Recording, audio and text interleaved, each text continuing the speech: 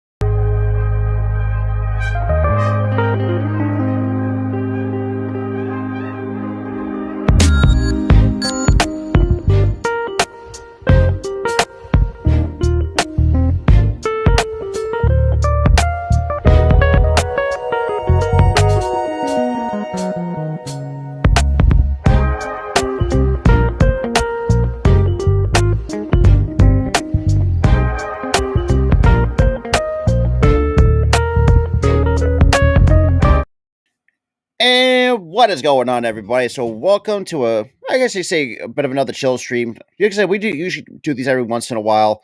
But what's good, Daniel? Before we get into it, if you guys are new, make sure you hit the like button, hit that subscribe button. Tyler should be coming in just a second. Yeah, so it's gonna be fun. So far though, especially in the sports world. But it's like, I don't know, man. It's gonna be fun. So just give me 1 second here, guys. Give me one.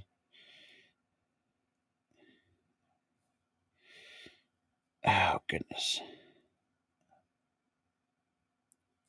Give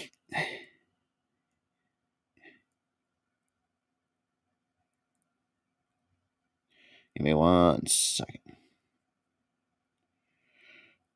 God, it would be nice. Okay. Yeah, man. Obviously, for those who are seeing, rocking the conference championships hat. Like I said, once the Super Bowl is already done and over with, I am definitely going to get some more. What do you call it? Some Super Bowl merch. That's for sure. Because I know kind of been. I would say missing out on it. But yeah, so Tyler's going to be in here too. And for those who have seen the thumbnail, yeah, a bit of a different design, a little bit. It's gonna be. It's like I thought. Think of a different design. I would say, in terms of try to bring a little bit more into it, so to speak. But I mean, look, the fact that the Eagles won the Super Bowl and stuff like that, which is great, all in all. God, my foot. Let me kind of readjust my hat a little bit. But yeah, it's been kind of fun though, especially this too. I mean, it's at the same time, but. Yeah, so it's gonna be fun. It is fun. So far up to this point though, and yeah, for baseball fans out there, for if you're definitely watching this, especially Phillies fans in particular, I am going to be live for what's good, Lady Kenzie. What is good? But yeah, I'm going to be live for 3 to start off. The Phillies. I'm gonna say 2023 season. I'm going to start out doing their spring. So far, 3 spring training games. Right now, at the 26th.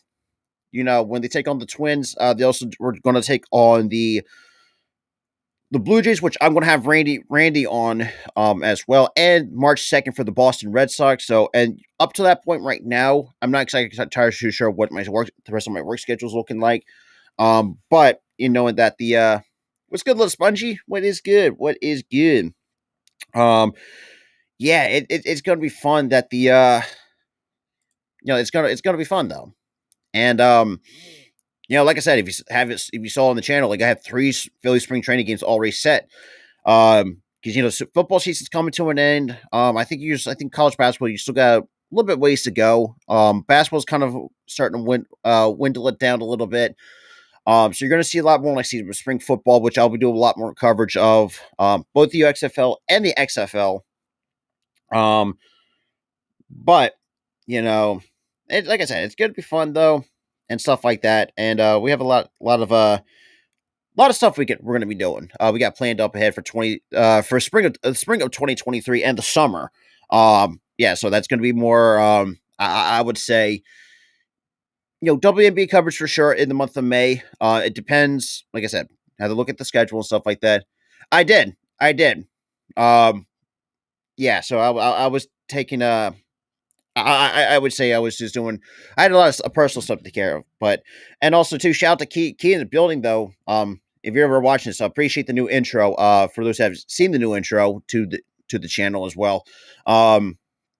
It's going to be fun. It's going to for the spring and summer of 2023, when in terms of like live play-by-play commentary and stuff like that, and different shows that we're going to be bringing in, and kind of rejuvenating off the back burner a little bit, because there's some shows that we kept me and Tyler kept off the back burner for quite some time though. It was just like there was very hardy news, like say around Sixers and whatnot, and it's just at times they're just like a hard team to really talk about at times. But for me though, it's it's something. But outside of that too, regardless. And speaking of my good buddy Tyler, yo, can you hear me? Yeah, I can hear you, man. Yeah. So Oh, hold on. Turn on this damn light. yeah, I was about to say, I get don't some have light. enough sunlight coming in. I don't have sunlight. I don't have enough sunlight coming in on my damn Like tablet. room. And Tyler just chilling in bed. Bro, I am bundled up. I have a hoodie on. Still Oh, yeah. cold. Bro, I checked the weather. It's like 14 degrees, but it feels like 10. But yeah, and Tyler, I don't know if you saw what we're on the top of my head. Nice. Yeah, I managed to get that and a shirt, so it's good. It's great. Right. But the ultimate, it's going. It's getting the Super Bowl merch, which is great. It's going to be great. Yeah. And Tyler, I don't. And then I told give Key a shout out for another banger intro as well for the channel. YouTube links, and I don't even mean to. What the? Uh-oh. I'm opening up YouTube links, and I don't even mean to do it. But I'm trying to swipe it away, and I can't. All right, there we go. Yeah, like I said, I mean, and then like I said earlier that I do have 3 Phillies spring training games already scheduled as well. So I'm going to have Randy on for the Blue Jays on the 28th, and I'm doing the Twins when they host them at Bay Care Ballpark, and March 2nd, so we can see what the Boston Red Sox in the spring training see what they got. Right. So that's going to be, but we'll get to that. But wow, dude. Ugh. It's been hell today. Just weather. Yeah, kidding. Hoodie on. I have and again, can't say the same for those who live near Mount Washington. Good Lord, bro. I would have not handled a negative 100. What? And especially with the winds like that. No, thank you, dude. It's literally colder than Mars up in Mount Washington. Literally colder than Mars. I mean, shit, that's been kind of going viral all over like social media and TikTok. It's like just colder than Mars. I could Nah. That's like you can't go out. You can't even go outside. Yeah, I mean, they ban you from going outside. That's like if it's a school day. That's like what is it? A damn state of emergency or some crap? Something like that. Yeah. School. Yeah. And it's like I'm thinking to myself, man, geez, 95-mile-an-hour wind gust, man, that's damn. And it's Mother Nature nowadays is crazy as hell. That's why I can't wait for spring and summer, because I'm not a fall and for those who kind of know me a lot more, I'm not a fall and / winter person. I'm neither. Give me spring, even though it lasts a week. Yeah, spring's going to give you last week, but you're going to get a lot of rain with spring, which I'm okay. I can deal with. Yeah. I can deal with the rain. Then again, though, if you live, well, especially for those. But yeah, it's been kind of tough especially for those who live here in the Northeast and further up. I would say in terms don't of move up here. People in the South do not move up here. In the winter. Don't. Yeah, exactly. Don't do it. Don't do it.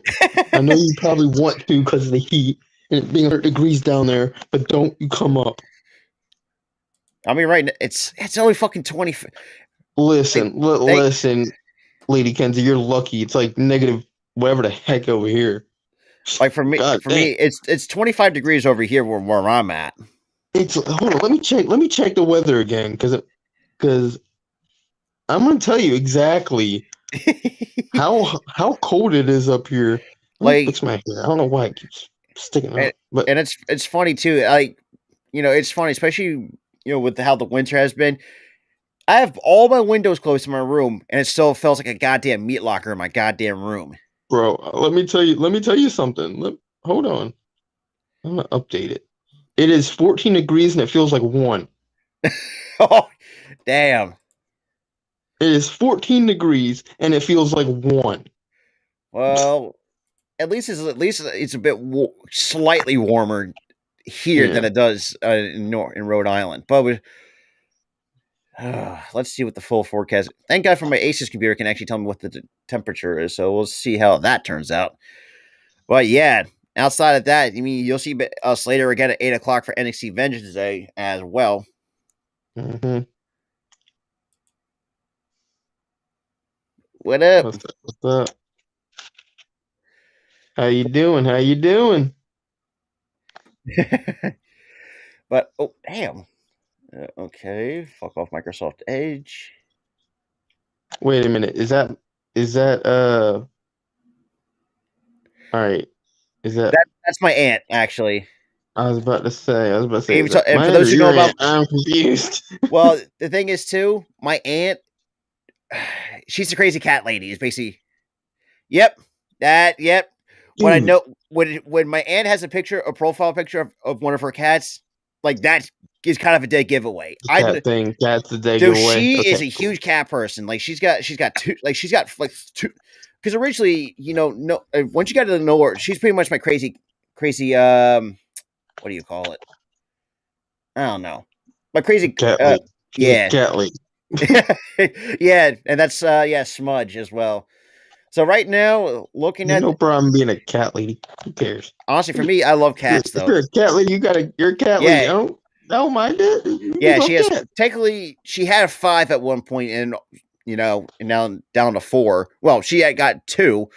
Smudge and Colby, obviously they're like the mixed orange tabby mix with a little bit of, like little white patches in between. So you've kind of seen those, and she's got a couple others too. Raven, who has been dealing with I would say some health issues, but not too severe.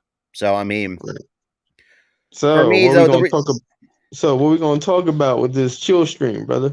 Pretty much, we could just bullshit. This basically. Right. It is what it is. Usually we got stories to tell, but we don't know. Yep. Yeah, that is true. She does, and tell me, and knowing my aunt too, you can't tell me because there are times where Mitch. Oh yeah. We're gonna do a stream dedicated to SpongeBob eventually. I don't know what's the hold up. I'm waiting on it. We're gonna start a podcast about it, but no. But it always gets put off. I don't know why. So Ty, right now I'm free every day, so yeah. So but right now though, look at the temperature wise over here in Gloucester. It's 26, but it feels like it's 18 degrees. Dude, up here is worse. So Sunday, at least we're getting lucky. It's gonna be 49 degrees. on Sunday, 52 on Monday, 40 back to 49 on Tuesday, almost 60 degrees on Wednesday. Bro, I've always talked to Rob, and he's down for it too. Yeah, it depends on my work schedule because there are days that my Sundays. The only one on one off days are my Sundays, Thursdays, and Fridays, and Tuesdays as well. So I have 4 on one off days. I could do a Sunday. Sunday I'm working on Sunday, unfortunately. Every Sunday. other Sunday, I mean. Well, outside of I'm also. I love you too, Aunt Saucy. Thanks for coming in. Aunt says hi. We appreciate it.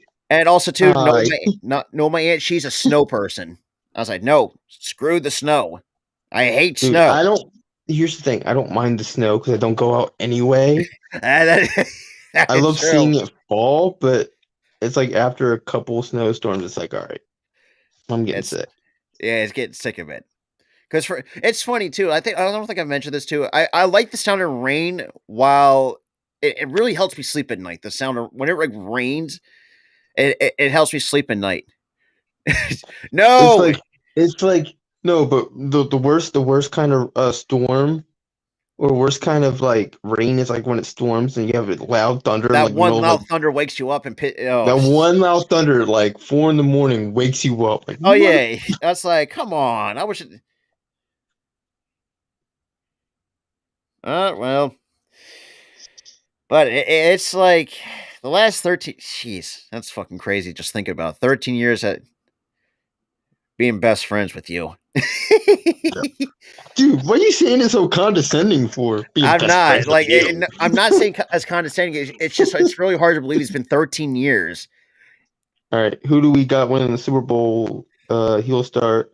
I say for me, I say 34-27. I think Kansas City's good, but they're not good. 27. Because if you think about it, like they're not going to have their top receivers. Mahomes is still banged up. You know, their secondary but look what he pulled out in the playoffs, even though he's banged up. Exactly.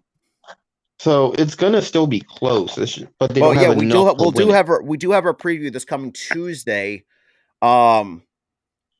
With the Chiefs content creator, so we're going to have him on and kind of preview Super Bowl 57. And I think episode 6 of the NFL Talk podcast, obviously that's going to be our Super Bowl edition, just kind of talk about the Super Bowl and whatnot. And then, because I got some stuff planned, well, not saying planned, but got written down for episode 7. So, I mean, and, you know, Tyler's got his show, his season finale, the Pigskin recap at 6 o'clock Monday. Yep. It's the Monday after the Super Bowl. Yep. Not this Monday, next Monday. Yeah, next Monday. And hopefully this time my dumbass brain will not forget to wear my Hurts jersey for Super Bowl Sunday, because I don't know why I didn't realize I was wearing my Harper shirt during the NFC title game, but somehow they actually won, so I'll take that. Dude, the thing is, you don't have a superstition, that's why. That's the thing. I mean, people know baseball. There's more of a superstition than football. Oh, trust me, I always had like weird. Oh God, there's like that's in a few other stories I actually want to talk about. When I was doing Little League for Mount Ephraim at one point, my biggest superstition was taking a pregame nap for because usually the games were not about till 2-3 o'clock in the afternoon, and I wanted usually take a nap till about 12 or 1 o'clock in the afternoon. Or I'll probably take a nap. Usually the afternoon games are like 1 o'clock, maybe 4 o'clock. Yeah, at the latest. And it's like, well, because people want to say, have it, played Little League. We see like Little League World Series. Nah, just it's your typical town Little League. Like, our Little League wasn't really that good and stuff like that. So Steve got us winning 27-24.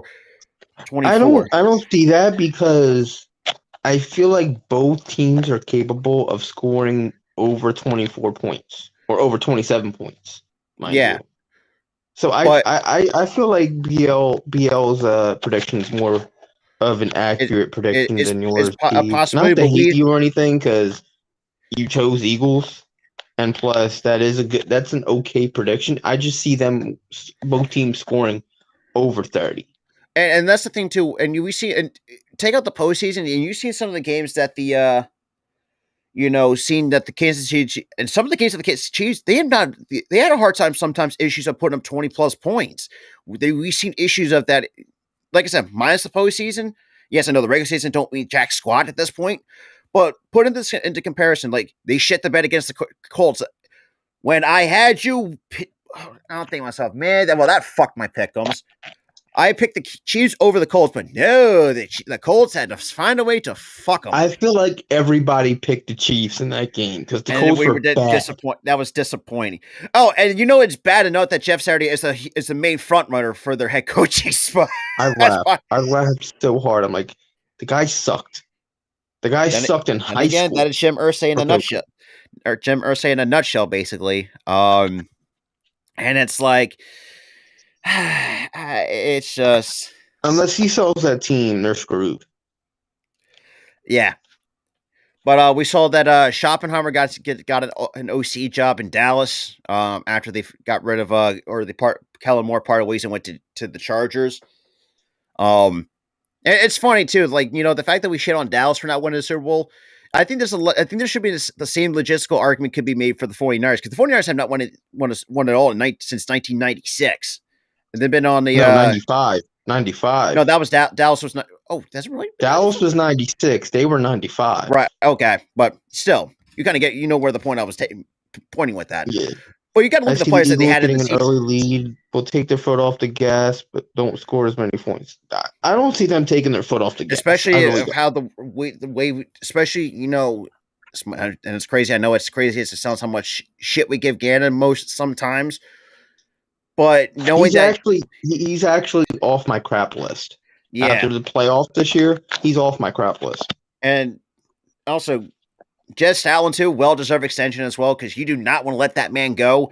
Because holy crap, that's that best dude, best line coach ever. Absolutely. The fact that honestly, I do think after how well Gannon has really done well as a defensive coordinator, I think his job is safe. Knowing that the fact that you had Houston taking D'Amico Ryans, and let's be real, for those who not, let's be real, probably the most underrated linebackers that we had, and when he played for us, I think he was still was an underrated linebacker. But it's going to be interesting of what the 49ers are going to do, especially with that defensive coordinator position, because I'm assuming seeing Steve Wilkes getting a look at, and I was like, do you really want to take a chance on Steve Wilkes and his defense? Well, then again, though, things could change. Depends on but it's like I could also see an ultra low. I don't see that either. I really don't. I mean, look, if you looked at now, I will say the quarterback is the only thing that separates us from Kansas City. I will say Hurts can do so much as well, but look at the wide receivers. In some areas on the defense, though, we have a better secondary. We got decent linebackers, but Chris Jones, part of that front four, is he better than any others? I mean, he's up there, but I don't think he's better than Hassan Reddick, Javon Hargrave, Milton, or Jordan Davis. I can't. Well, I think he might be born at Jordan Davis because Davis is a rookie, so I'll give him the benefit of the doubt. But outside of that, and the fact that I've seen some delusional Chiefs fans say, "Oh, Pacheco's a better running back." Statistically, I don't see it. First of all, you have Miles Sanders who over had 1,000 yards and 11 touchdowns.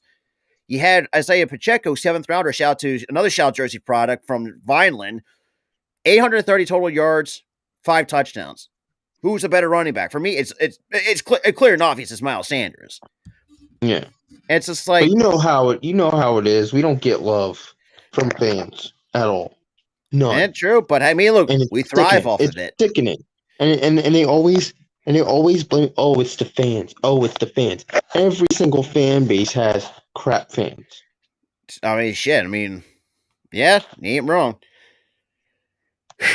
Well, then again, you're listening to Dallas fans who are just, let's be on the stage of delusion each and every year. So it's all year. We're going to Super Bowl. No, shit.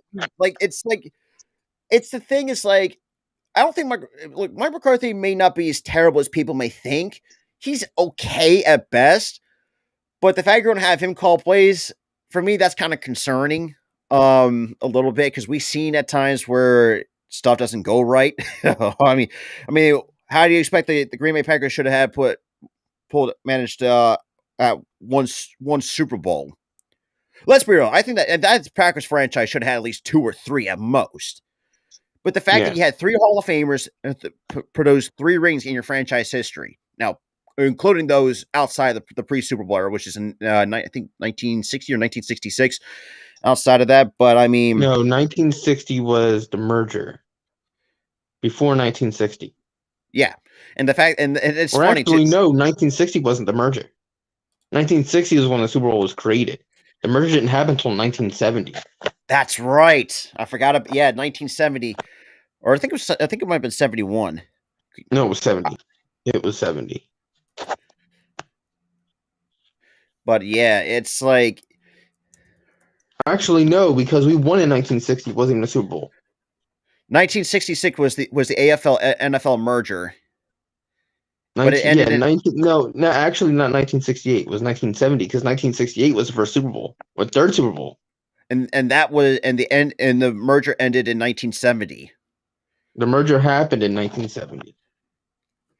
But yeah, so it's like it's crazy too, man. I mean, it's like, and also like I've seen some people with the gripes, and you in particular, on social media of Cowboys fans are not liking or they want to get rid of the was it the hip drop or something like that? The hip drop tackle, which is basically a tackle from the waist, which is stupid. Just make it flag football. Just make it flag football at this point.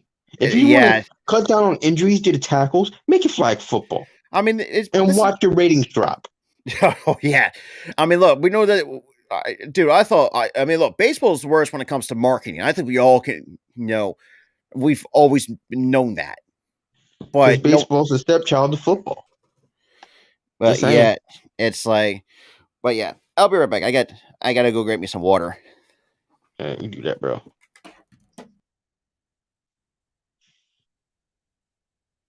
All right, y'all. I'm gonna stall until he comes back.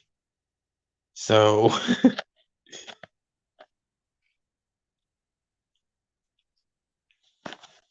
let's see what we got here. Any news that I can report while he's gone?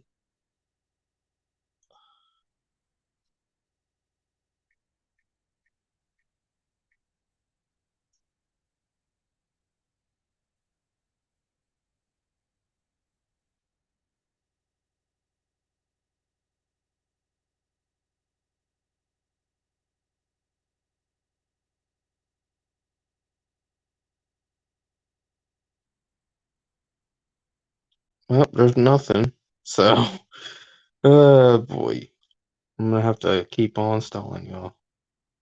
Don't know what I can talk about.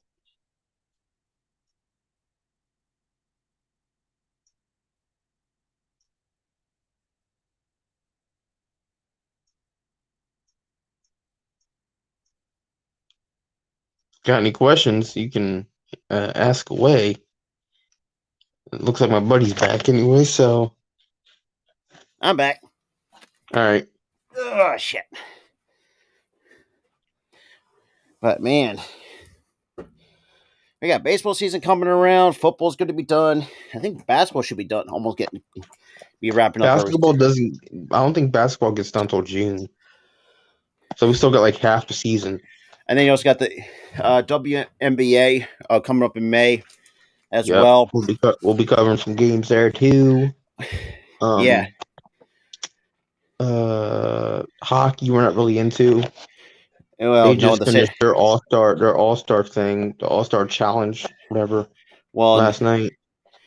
Well, knowing that our Flyers is absolute, lack of a better term, crap. I wouldn't say horrible. I would say hit and miss. Which is, I know that's kind of being, we're saying this, that's being very generous to the Flyers. Not really. That's pretty much accurate. I mean, you're not wrong. Also, but speaking of the WNBA, I want to get this off my goddamn chest. I swear, I think most basketball fans are sexist as fucking hell. I've seen, dude. I'm telling you, that's the reason. People are gonna be like, "Oh, it's because they don't market it enough," and they're not making they've money. marketed it plenty. And you had players, some star players, endorse to see women succeed in basketball. It's like, first of all, like you're pretty much calling yourself a hypocrite. And I've been just like Here's so the many thing. heated. Here's the problem. Oh, they don't market it good enough. They don't do this. That's what we no. The reason why that they don't get enough money is because your sexist self don't watch the games. Don't go to these games. Not just why do you that, think half of their stadium is empty? It's because the fan base is predominantly male, and they don't like to see women succeed in sports. They don't. And it's like I'm thinking about this. They always laugh. Here's the thing: even in coaching. First of all, the women are. And look at football. Look at football. When they see a woman become a coach, I see a lot of laugh reacting on Facebook. Hey, think about this. One of our linebackers. We have a woman as part of our linebacking core, and she's done a very good job. And you know what's happening in the comments of social media? People are laughing at her because she's a woman. But yet, look where we are. Because of her help with the linebacking core, we're in the Super Bowl for a goddamn reason. She's a big crucial part. And it's funny because if you've not watched the WNBA, these women are a lot more physical than the fucking men. I will say that. The WNBA, look, say what you want about it. They're much more physical. The NBA fucking sucked the last 5-10 years. Bro, like think about it. Half the time it's 3-pointer, like enough. These women, they're shooting threes too, but they're also getting to the goddamn bro. Getting to the rim. Look at the Aces. Oh, especially if an Aces fan, I'm excited as fucking hell. Yeah. the only gripe I do have is they don't dunk. Yeah, that's always the biggest. People say, "Oh, first of all, for me, I hate the flashy dunking bullshit. Like I don't like that. But the fact I get it's good for TV and the aesthetic. But it's like in reality, like that's a flashy thing. These women are playing like old school straight style of basketball that, let's be real, basketball in general just kind of lacked the last handful of years. And think about it too. And the fact that I was like, oh, the NBA's not ready for a female head coach. Look at Becky Hammond. Perfect example that she got snubbed out a couple of head coaching jobs, and what the hell she do? She wins an NBA championship for Las Vegas, who might I add might be the next biggest sports city up on the rise. If we think about it, well, except for you're not a Raiders fan, but that's a whole whole different. We're in the Raiders because the Raiders are trash. Woo! Yeah.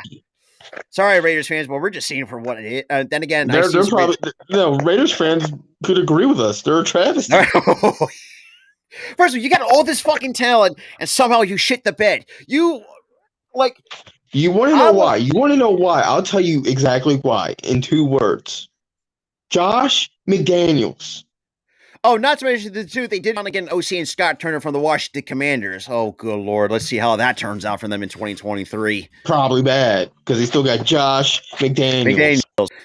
But then again, it's like, but I will say though, man, and it's funny too, going back to what I said earlier, I was going to say, I've been getting into these heated debates with a lot of people. So it's like, first of all, yes, we knew that the league it's a subsidiary league of the NBA, but first of all, and that brings up the Tyler's point. There's a lot of sexism in sports that, at times people need to understand, like women need an opportunity as well. Because first of all, you would think it's like for me, and this is coming from a man, I know it's ironic to say, I hate how some of these sports are just male oriented. And I know that, like I said, it's ironic to say from that because look at like I said, going back to what I said about the WNBA, the fact that, let's say, oh, that league should have ended years ago. You're putting the women out of a fucking job. Yes, I know they may not get paid as much, but they're still making money to help keep food on the table. That's always the biggest gripe that it really pisses me off. And it's sad that women like Candace Parker have to have a side job as a post-game analysis. Or you have to go overseas to make more money because of that. Yeah, that too. But here's the thing. you have women like Candace Parker who should be getting paid millions as a superstar. Been in the league for And decades. she's over here taking an analyst job in the off season. Yeah, for the to NBA make up for that. To make up her wages. And it's sad. It really is sad. And also too, to the all grateful Chicago Sky fan base out there, she gave you a fucking championship in 2021, and yet you decided to have the gall to call her a ring chaser. She gave the Sparks one earlier in her career, and your Chicago Sky. First of all, you should blame your organization for blowing that shit up. Courtney Vandersloot's already out the door. Who knows what Allie Quigley, who's been kind of her future with the Sky's been kind of up in the air at the moment. Like, it's just like, I swear. I mean, I thought NBA, I thought most of the fan bases were terrible, but you'd be surprised that the WNBA has these like some fan bases that they have that group of bad apples that just do not care. And it's funny because I've seen a lot. I've actually followed a couple of Chicago Sky content creators, and I've seen in the comment sections and some fans of the Sky says, "Look, yeah, basically saying no, she gave you everything she do. Like, she doesn't owe you jack squat. Because, like I said, you had a championship in 2021. And the fact that people called her soft and shit like that, it's just like, get the fuck out of here. Yeah. But, exactly. But, yeah, so that was kind of something I had to get off my chest because, holy crap, this sometimes the disrespect that some of these, and I thought we get the disrespect, but no, but the women I think the women athletes get more disrespect than anybody else if you think about it in society. Yeah.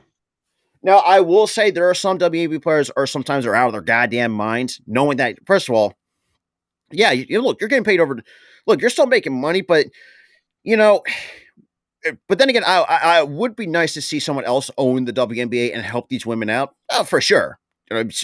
Sure, if I had a shit ton of money. The problem is it's an NBA affiliate, so unless Silver goes, he's owning the WNBA regardless because it's an affiliate of the NBA. Even though I know Adam Silver gets a lot the butt end of the stick, as much as I know Silver does sometimes get some criticisms, but even he said himself, like he wants to see he's the kind of guy that wants to see women succeed in basketball. Because think about it, Candace Parker. First of all, women are like. I wouldn't say Adam Silver wants to see them succeed. If the problem is he's not paying them as much as the men. Exactly, and then you have LeBron he doesn't James. Want them to succeed. He's part of the problem too because he's not paying them. And shit, I mean, look at even LeBron. Look at the one time he actually endorsed for the WNBA to get more attention. Like you had some of these star NBA players endorsing for the WNBA because at the end of the day, I mean, let's be real, the coaching. I mean, coaching's a little bit. Well, I won't say the coaching is more tough. I can see that. And yeah, I mean, definitely now we're seeing two super teams already getting built up. We saw the Aces getting Candace Parker and a couple extra other underrated pieces.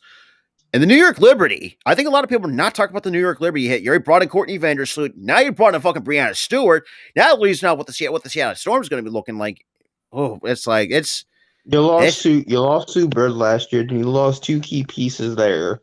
And you still got Jewel Lloyd. You still got January over there. I mean, you got still got part of that core, and Talbot's already gone. If you're working with half a core, then we see that times that does not work out, but for a lot of teams, it's and Super already told her before she retired, this was her last season, and she's been in the league as long as for people can remember, and Tarazi could be the next one, could hang up the sneakers. Time will tell. But like I said, though, I find it very entertaining. I really do, and it's funny too. The officiating is a lot different. The officiating is a lot different in the WNBA compared to the NBA. Without you have these old ticky tack bullshit fouls. It's like, or it's just like they just let the women play. Why can't we see that in the NBA? I don't know. Because once these refs get attention and the players get a lot more money, a lot of greed's involved, a lot of corruption's involved with that. And plus, once you get paid a lot more, people want to see storylines happen to where the refs do kind of rig games in a sense. I mean, which that has happened. That's been well documented. Tim Donaghy, I think a lot of people tend to forget about. Donaghy Infamous got for to be that. put in prison. Got put in prison for it. Yeah, the fact that he I think also too the thing from now, if you want to see a lot of rigging, watch the NBA. And I get you say, oh, the NFL is rigged and stuff like that. I see a lot less rigging being done with that. I mean, the than I NBA do is the NBA. The notorious. NBA is blatantly obvious. It's blatantly obvious in the NBA. I think there was like in one matchup between the Lakers and the Bucks where I think because they didn't call a foul, or I think it was against. I think what was it? And then LeBron had it took issue with it. Like there was no foul call, but they said it was like they still kind of was a block where you saw the replay, like you make because sometimes if you swipe down too hard on the forearm, it's still considered a foul, and they didn't even call that. You could see some of that, may not we have other ways of showing that, but I know we're kind of like talking like conspiracy, but it's like. Nowadays it's like the NBA. In the NBA, it's more so not a conspiracy; it's more fact because you see it every single game. You see it. There's a lot of no calls. There's a lot of bad calls. I mean, the fact that, or like when you try to find a, or it's funny, or like try to fight around a screen, you get called for a foul. It's like, first of all, you're trying to go around a screen. I mean, first of all, there's nothing you can do about that, so you should at least let that go. But that's here nor there. But it's like nowadays, it's just like, and like I said, if Silver decide, and this is the thing too. This is why I think and yeah, like I said, Silver is part of a problem, and at the WNBA, this is why it would be nice to see someone else to help out the WNBA. That's kind of how I want to see it. Here's what I want to see. I want to see the WNBA become the WBA. Get rid of that NBA crap, right? Get out of the affiliation with the exactly. NBA. That's what I'm saying. Like, just try to cut ties with it. Become the WBA, the Women's Basketball Association, because it's like and work on that, and hopefully you get enough money to. And yes, it could be the end of that league because sexist males exist. Yeah, and it's like it's really sad too because basketball fans, which is sad. And it's like, and Candace Parker. I think even I've seen a lot of people talk about Candace Parker, and a lot they help people like tell or say how like she's a great basketball player and stuff like that. I mean, like this is and that brings up that's the biggest issue. But like I said, the fact that people want to see this period that us males are the most dominant. For me, it's time to really cut that a lot. Yeah, it's starting to piss me off too because they were like, "Oh, males are awesome, females are not." So let's just cut women's sports. No, just think of, and that's the issue. Women are just as capable of playing sports than the guys are. And first of all, and some of these WNBA players have families, for crying out loud. If you think about it, like how they're supposed, like Parker, she's got a wife and a kid. Not so much too. She does like ad endorsements, and that's more money she's bringing in. Like that yes, would have been nice to see someone else to own the WABA and help these give women a better wages. Sure, that's my biggest goal I want to see. Because I mean, look, the ad endorsements is great. It gives some of these other WNBA players a lot of exposure. But then with the fact that you have to go to overseas to help, add to that, or like women having to go to Japan. China, Russia, all around the damn globe, and the fact that they pay more than and that's people always will rely on that argument. Say, yeah, the overseas pay more than WNBA. First of all, it's like why guys in America are sexist. That's the problem. It's never going to change, and it's not. It's not going to change, and that's the reason why the WNBA is failing. Oh, they don't endorse it well enough. I've seen a lot more ads for the WNBA than I do the NBA. Yeah, and it's ironic to say because I mean, there's some sports that they just do not do marketing well. I mean, think about it. Like you said, the WNBA, the sport that I could say they don't do marketing well, they don't show enough games, is the Women's Pro Softball League. They don't promote that. They got some good talent over there, and they're stuck on the CBS Sports Network, which is basically like a low. I was saying like a network. It's basically a network where leagues go to die. Look at the AFL. The league died after they went to when they moved to a national syndication with the CBS Sports Network because not enough people have it. Exactly. So they died on that network. And you have some WNBA games get broadcasted on the CBS Sports Network, or at times if they get lucky. But they're also simulcasted on ESPN. I was going to get to that I'm too. talking about leagues that are just predominantly on CBS Sports Network because for well sure. known enough, so they don't have enough fanfare, so they just die on that network. It's really sad though. I actually did really like to enjoy the Arena Football League. If I'm going to be completely honest with you. But you know what, Rob? That's a good segue because guess what? Don't fear, my friend, because it's coming back. I'm excited because I really do miss the Philadelphia Soul, man. I think they were very entertaining to watch. Now at times, I feel like that's one of the teams that generated enough money for the league anyway, so I think they'll be coming back. Especially the fact that how many championships they won. I feel like the championship thing and the fanfare. They had enough fanfare. They had enough championships. I think they'll be one of the teams back. And also, too, not just that, too. You just got the USFL coming up for year 2, which I'm excited for that. And you got the USFL, you got the AFL, and then you also got the XFL. Oh my God, there's a lot of football again. There's going to be a hotbed of football game. If you're a diehard football head, you're going to enjoy.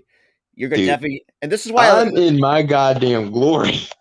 Exactly. This is why I think spring football is for me. When I saw the USFL reboot, I was like, okay, this is interesting. So even though it got started late, though, you did some games. I was like, okay, I'm actually kind of I dig it. So here's the thing that I liked about the Arena Football. Not only was I able to watch the Phillies game, but I'm sitting there watching the AFL too on the same network. Best of both worlds. Dude. But look at it. But it's like, now, yes, I can see people can make the argument that Arena Football may not be their cup of tea, so to speak. But they might cut a few teams that don't have like a lot of fanfare because they lost money with those teams. Oh yeah, I'm talking about the teams that really had fanfare. They'll keep those, and they'll probably make up a few more teams to fill out. Oh yeah, like so they'll go to a team that has like a lot of fanfare, a lot of cities, big cities like Philly. Birmingham, Alabama had a team. LA might get a team again. And for those who don't know, Atlantic City actually had an AFL team at one point. But Atlantic City wasn't really a hotbed, so they got rid of that team. Yeah, they cut the Atlantic City Blackjacks is what they were known. Because they didn't get a lot of fanfare because Atlantic City is not a huge city. They don't get a lot of fanfare. The only time they get something is if in the summer when it's like, they go to the beach. Woo! So other than overall, that, they don't get that. But the Soul folded in 2019. Out before they folded, they had a racked up combined for championships is 11 championships combined, but it's broken down. They have 3 championships from 2008, 2016, and 2017. 4 conference championships from 2008, 2012, 2013, 2016, and 4 division championships 2008, 2012, 2013, 2015, and 11 playoff appearances. Yeah, they're storied. They're storied. So I think they'll be back. Who else? You also had Vegas will have a team apparently. Now that'd be interesting to see Vegas. I don't know if Vegas will have a team. I don't know if that's true or not, but I wouldn't be opposed to it. Another story team is going to be back. I'll tell you the teams that'll be back. Hold on. Let me look this up.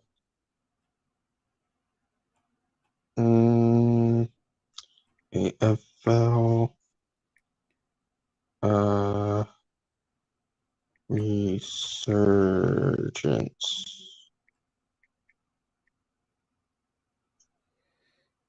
Because I can't think of the other teams though. You had the Soul.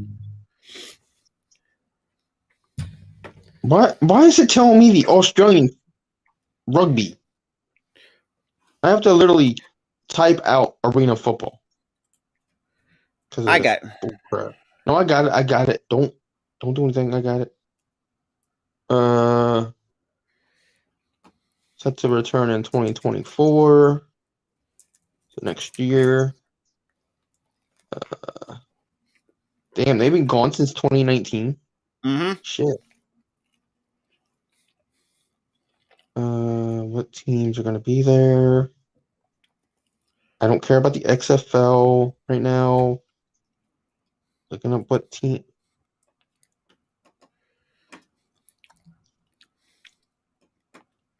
So they're coming back with 16 teams. Now the question is Who who are. We know the Soul is one of them. We don't know that yet, though. No.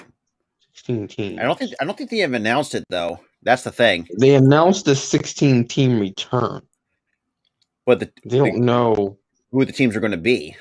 They'll play a 10-game. They'll have 16 teams. They'll play a 10-game season.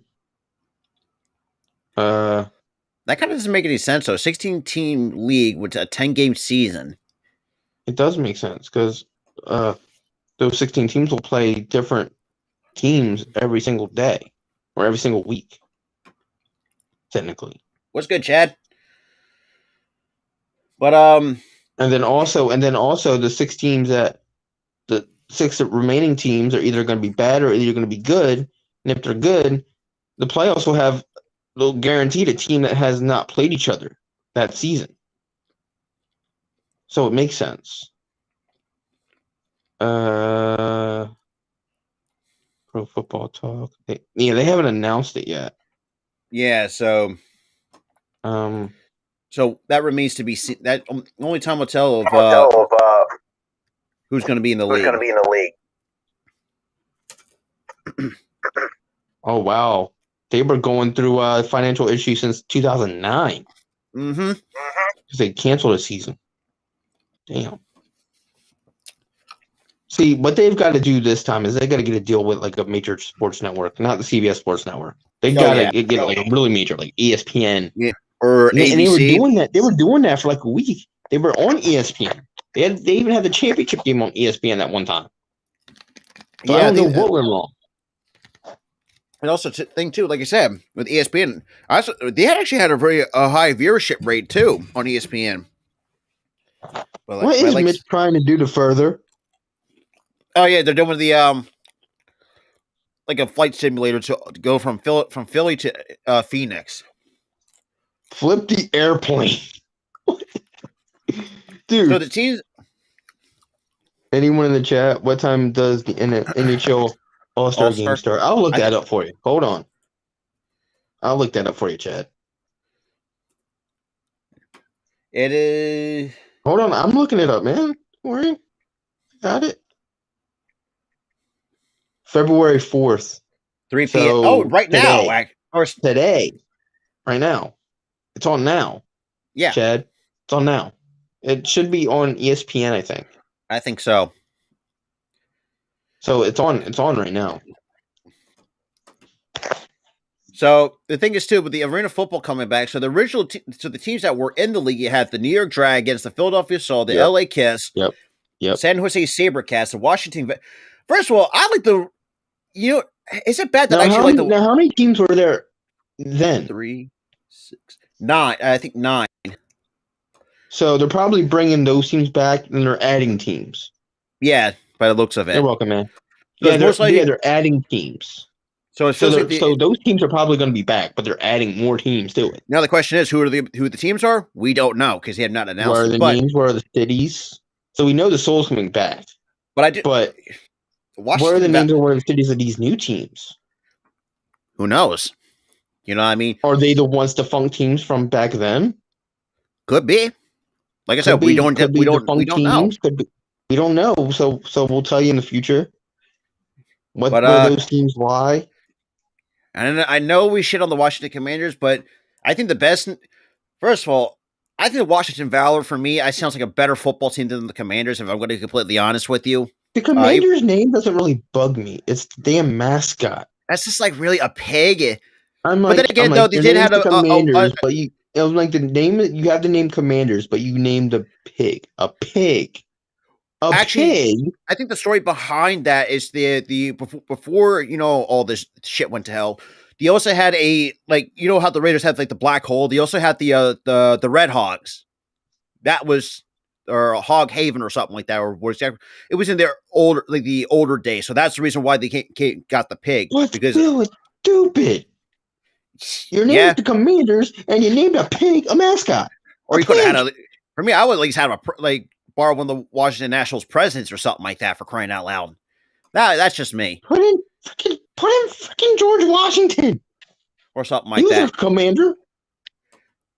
Also, too, for those who don't know, the AFL was founded in 1987, and their headquarters was in Philly. So that's interesting. Also, too, it was also great too. In 2004, the Soul was co-owned by Bon Jovi himself. Honestly, that's when I first found that, I was like, really? He was co-owner of the team, and also shout out to him and be another jersey. He was basically Jay-Z before Jay-Z. Yep. I gotta say this. Now Jay-Z owns like 10 different franchises, including Yankees. And think of this too, man. Jay-Z's got the fact that he's also a billionaire. He's also turned to be a billionaire right now because he owns 3 different teams. Plus, he does music that he gets millions for. And let's be real, he's also a good producer too. I mean, if you looked at some of the artists that he's worked with, he creates mixtapes for different rappers. I gotta say this too, man. He's DJ Khaled. He's a sports owner. He's basically DJ Khaled because he does mixtapes for other rappers. Yeah, it's a pig. It's a pig. Yeah, a lot of NFL fans don't really want to care about it unless you're a Washington fan. No, even Washington fans are like, really, a pig? And this is the thing too with Washington, the Commanders, though. Like, I like the talent that they have, but for the love of God, sell the fucking team. I'm sorry, but Daniel Snyder's got to get the fuck out of there. Like, dude, Daniel Snyder is taking he's selling the team, but it's snail's pace at this point. It's just like you have all this great talent, and just I don't get it. Yeah, it's snail's pace at this point. I don't get it at all either, man. What's up, Raffy? What's up, bud? What, Raffy? Yeah, it makes no sense to me. Why in the hell was it snail? Like, I get it. You're going through different buyers. You don't know what the heck you want. And it's and the most funny thing. One came was I'm good. We're good. That's good, Dan. That's good. Glad you're doing good, brother. A shout out to the 5 that's in here, though. But yeah. But one of the we knew that I heard Jeff Bezos. He didn't say back out of it, but he's kind of like testing, I would say, the market, I would say, for the sale of the Commanders. Bro, you dude, you chose piss poor games for your Thursday Night Football broadcast. Oh, piss poor. Yeah. Oh, good Lord. That, I mean, that is, I would say that's more the NFL's fault, not Jeff Bezos. So, and I get, you know, and Prime has become like a big thing nowadays for a lot of people. Who? Amazon. I actually really enjoy Amazon Prime Video. Prime Video has quality stuff, so I'm not blaming, you know. Honestly, if I'm going to be quite honest, I think it's better than Netflix. Honestly, they've got banger shows. Netflix has just gone down the shitter. I mean, they got one good show in that Stranger Things. They got one good show, pretty much, and half the time they dish out maybe 1 or 2 good miniseries, and that's it. Here's what I think is better than Netflix. Peacock better than Netflix. Amazon Prime better than Netflix. What's up, Coach? Who else? Hulu's got some good stuff. Tubi's okay. But they've got some like piss poor. Well, that's a Fox affiliate though. For those who don't know. I know, yeah, it's a Fox affiliate, but they don't put any of their Fox programming on there. But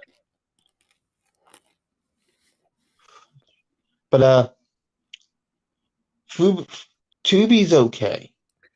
I will give them that. They got some shit movies. Oh yeah. But if you enjoy like shit movies like that and enjoy for free, we highly recommend Tubi. Yeah, but if you want to watch a quality movie, get something else because Tubi's got some crap. Mm-hmm. Other than that, Disney Plus, if you're a huge Disney head. Disney Plus is great. I have no problem with Disney Plus. Now, I will say, there's some movies that Discovery's okay. Discovery's okay if you're into like sciencey stuff or paranormal stuff. Discovery Plus is great. That's okay.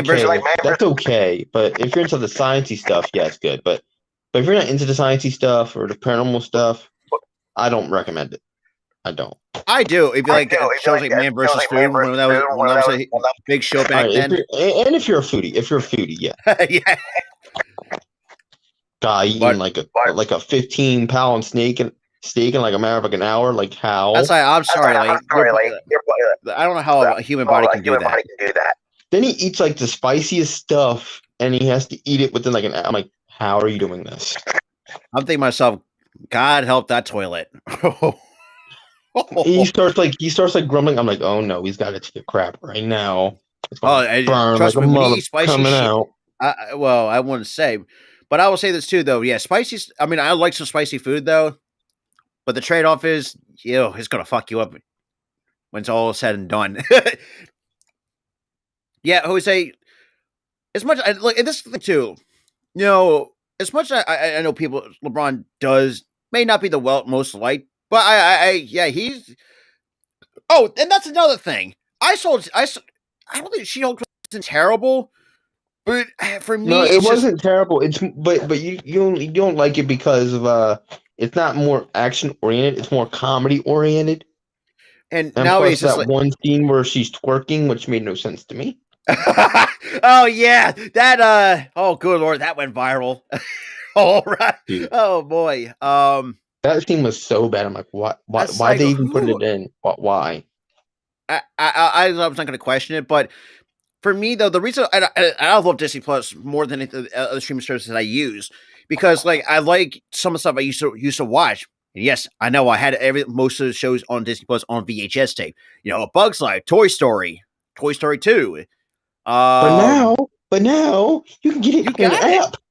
In an app. Also too, and dude, some of the shorts are very adorable to say the least. For me, my favorite short is Sherry's Game. The fact he just plays chess with himself. That's for me. That was I still considered the greatest short. Sad. I'm like, damn, nobody's his friend. I know there's nobody around, but I mean, I find it very entertaining for what it. I like the one with the snowman and the snow globe, and he's trying to get with a girl. He's trying to get out of the damn snow globe the entire time. And he can't do it, and then he does it, and he's like trapped in another thing. I was like, damn it. Or so. Isn't that one with the Jack? No, the Jack Rabbit was a different one. What? That was the one with the jackhammer. The Jack Rabbit. Snow globe. And he couldn't get out of the snow globe because he saw a pretty girl in another tank. Oh man, I gotta say this too though. Pixar has come a long way since and think about it too. Look at Toy Story when it came out in 1995. Now, great, if you look at how the CGI was, yeah, absolute dog shit. But you have to think at the time that it came out. I've seen worse CGI. Oh yeah, from even worse movies. So even for 1995, it wasn't bad. It wasn't bad, but you had to think of the even technology. By today's standards, it's still not bad. It aged pretty well. Some old movies still hold up pretty well after 20 plus years. I mean, the Aristocats. This was almost 30? It's like 28 now. That movie, something like that. Yeah, was it 20? Holy fuck, we're getting old. Actually, is it 28? 2023 to 1995. And get the calculator. God, I hate math. Dude, that's why calculator. You're right. It's so 2025 will be. Bro, and I 30. sucked at math. I sucked at math in high school. Let's go. I came in clutch. I'm clutch. But man, we are getting old. That's dude. The fact that Toy Story is 28 and it came out in 1995, and I'm 23, almost 24. Exactly. That's and the Aristocats. Now, yes, there's actually not one of my biggest Disney movies in terms of what I liked, but I enjoyed it for what it was. Even though talk about the one cat playing the piano with chopsticks. That was you can see some of these Disney movies were blatantly obvious with some of the and you people say, oh, Disney's friendly. Yeah, that's a load of I mean, it's true, but look at their past. Woo! Bro, you know what one really bothered me? I'm gonna go back to Toy Story. when Lil Bo Peep was hitting on Woody. You can tell where that was freaking going I when forgot that about scene happened. You Oh, knew where it was going. I'm like, oh no, Disney. That was blatantly, obviously, first of all, you're a supposed to be dirty joke. friendly. And I will say I watched some older stuff, well, even though it's not on Disney Plus, but on YouTube, it's like, ugh, Disney at one point was super racist towards the Japanese in the 1940s. You can I see, mean, there were. I mean, everybody was racist towards everybody in like 1940s. it's So it just wasn't like, just Disney. but the fact you had, or you had, and I love Donald Duck. He's one of my underrated, I think one of my all-time favorite Disney characters, but the fact he had to dress him as a fucking Nazi, that was pushing it. At You one want to know point. why? You want to know why? There was reports that Walt Disney himself was a Nazi sympathizer. Yeah, that's been the biggest. Oh yeah, And I'm like, oh, I don't know if I can support Disney, but the guy's already dead. He's not like, getting money for it. and the fact that Disney over time, kudos to them actually clean up their image though, and thank God for that, because let's be real, and they put out some. Okay, my math is right. 1993 was 30 years ago, so it was 28 from 1995. God damn. Yeah. Still, regardless, we're getting old as hell. I'm 20. I'm gonna be 24. That makes it 24 I'm years since I'm 1998. going to be 26. Think about that. But Bro, what else? I don't even. Dude, Oh, Paramount wait, Plus no, is I'm gonna be good. 25. Why am I saying 24? I'm gonna be 25. Exactly. I was about. I'm Well, I didn't want to say anything. I'm not going to say. 25 years ago. I wasn't going to say anything. Years ago. 25 years ago was 1998. Holy shit! But I will say this too, though, and it's bad. I know it's crazy as it sounds. I actually like the prequels from the 2000s. Now, granted, Episode 1 was dog shit. Because I'm thinking to myself, what the hell is the story? That whole movie was filler. All it was. It's like the whole freaking movie was filler. Like, what are you? Like, I'm thinking to myself, and like you said, it's filler, but it also got you thinking, like, what are you trying to accomplish? Like, what's the end game there? Nothing. The fact it's supposed to be, it's supposed to be like the beginning story of what was it? But here's the thing: it ended in with him still being a kid, and then it was like, and 10 years later for number 2. I'm like, God damn. There was like one scene in Episode 1. Honestly, I love Hercules. I don't have a problem with that. Honestly, Hercules. That's another movie that still holds up. That's a classic. That is a classic. Absolutely. It's stuck saying that a 1997 movie was a classic. So I was born a year later.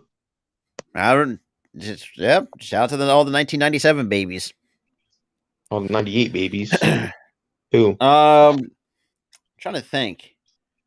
It's funny too. It's the funny thing is I've seen people do not hate Wally. I know this is kind of weird. I've seen people like giving Wally little hates. It's like how could you hate Wally for crying out loud? Wally? How? Wally? Explain to me, how do you hate Wally? How do you hate Wally? What kind of heartless person hates Wally? Wally or Eve? You don't have a heart if you don't like that movie. Oh, the one movie that gets me, that breaks me down, is Meet the Robinsons. For me, the Meet the Robinsons gets me. The ending was like, oh, you're like a blubbering mess by the end of the movie. Oh yeah. Oh yeah, he goes to the future and meets his son. Oh my god. It's Emperor's New Groove still holds up to this very day. And when did that come out? 98. 2000 actually came out in the year 2000. Oh wait, I thought it came out in 98. Never mind.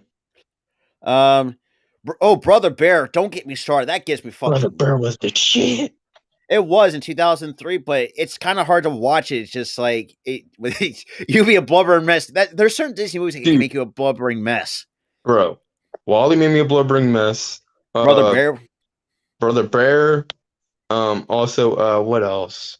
Yeah, even looked at the newer movies, Black Panther, Wakanda Forever. That makes you a goddamn blubbering mess. No, Black Panther made me cry twice in the theater. Twice in the theater. Like it's kind of hard to watch it. Here's how they did it. They put the funeral in the beginning. Dude, I love Mulan. You cannot tell me that Eddie Murphy, especially Eddie Murphy as Mushu. Oh, I'm sorry. I would like without Eddie Murphy. That shit was funny. Dude, But Mulan. but let me tell you about Black Panther. They put the funeral scene in the beginning. I say, I'm a mess. why? Are you really And trying then to? they had the action movie, and then they put the sentimental moment with freaking his son. I'm like, you mother. Uh-huh. I'm It's like crying twice in the theater. I'm like, oh no. it's funny too. Like, there's one Winnie the Pooh movie that gets me a lot, was when he loses Christopher Robin. That broke me as a kid. Right. Winnie the Pooh. And I love Winnie the Pooh. Still to this day. I mean, Did you hear what they're doing to Winnie the Pooh? Huh? You heard about it. Turning it into a horror character. Which originally I was opposed to it, but it's like, you know what? Let's see where this goes. I even though I'm not a huge horror I'm always nerd, that way too. Like, let me see where this is going because I'm might be great. intrigued. Yeah, it did come out in 2000. I was wrong. I thought it always came out in 98, but it came out in 2000. Well, bro, I was 2. I was 3. Yeah, I was 2. Most underrated Disney movie, I don't care what anybody says. For me, it's Lilo and Stitch. Leland, it's just got like one scene. It's like what what's it like? Oh, that's right. When Stitch's like she's touching me. It's like, I'm not touching you. It's just free air. It's just like there was like bickering back and forth. I like that part where she's just like laying. Stitch or crying out loud. She basically is laying there dreaded, and I don't know why. But like when her mouth shut, Elvis isn't playing. But when her mouth's open, Elvis is playing. I was confused when I watched this. Like, okay, but dude, yeah, I remember that came out in 99. I'll say this: that movie had a banger soundtrack. Absolutely. Even though Tarzan had flames coming out of the soundtrack. I will say the ending to that, if you not watched Tarzan, was freaking dark as hell. You know where that was. His family's gone. He's raised by gorillas. Not just that, where the villain actually hung himself. You could see his body swinging. Yeah, that was dark. It's like, dark, man. I was like, hell. I was like, yeesh. But it was saved by a great soundtrack. Yeah, Phil Collins probably. Let's be real. Phil Collins knows how to put up. Dished out some heat for that soundtrack, boy. Not just that. I mean, he's put out some good music over the years, man. It's like the fact he did a really good soundtrack to Tarzan, was great. He dished out some heat for that. It's surprising. I still enjoy Snow White from time to time as well. For when it came out in the early. I feel like Aladdin came. Guess what year Aladdin came out? No cheating, no googling it. I'm just gonna say 90. Because we had the Lion King. I say 90. No, because think about it. I'm gonna have to say 9. I say 96. I'm saying 94. Because you've looked at some of the movies, like Disney movies from the early 90s or like the mid, like 94 to 95, not including Pixar. It gives me from between 94 to 96, like in that 8-year range. But then again, if you look at 92. Holy shit! I guess I was a little bit off. I thought it was mid-90s. What? Wow. Okay, well that's the animation was great for 92. God damn. Especially the 90s too. Like that Finding animation Nemo was great 92, bro. Hey, Finding Nemo still holds up after now. Surprisingly, think about it. Finding Nemo's 20 years old. Think about that. We're 2023. And Finding Dory came out with basically the same. It was like CGI. A spinoff. It was basically the same CGI. Nothing changed. But it was so great. The one show that I really didn't mind as much when I used to watch it was The Proud Family, because it kind of gives me like the Medea kind of vibes. The way how that show kind of. With who the fuck? The grandma kind of gave me. The grandma gave me. No. Well, who is Big it? Mama, or something like that. No, wait, no. It was something. Is it Sugar Mama? Sugar Mama. Sugar Mama. She gives me fucking Medea vibes. It was funny. Medea vibes though. I think Medea was like. You can't tell me Medea wasn't created because. Sugar Mama. Tyler Perry watched an episode of Proud Family. You cannot tell me that. Pocahontas, so. Now, Pocahontas, I think that was either 95, 96. I was saying 96. I think 93. I think it had to be mid to late 90s. Something like that in that time frame, because it's like some of the animations nowadays, when you look at it, it's like the animations nowadays, it's like it's really kind of hard.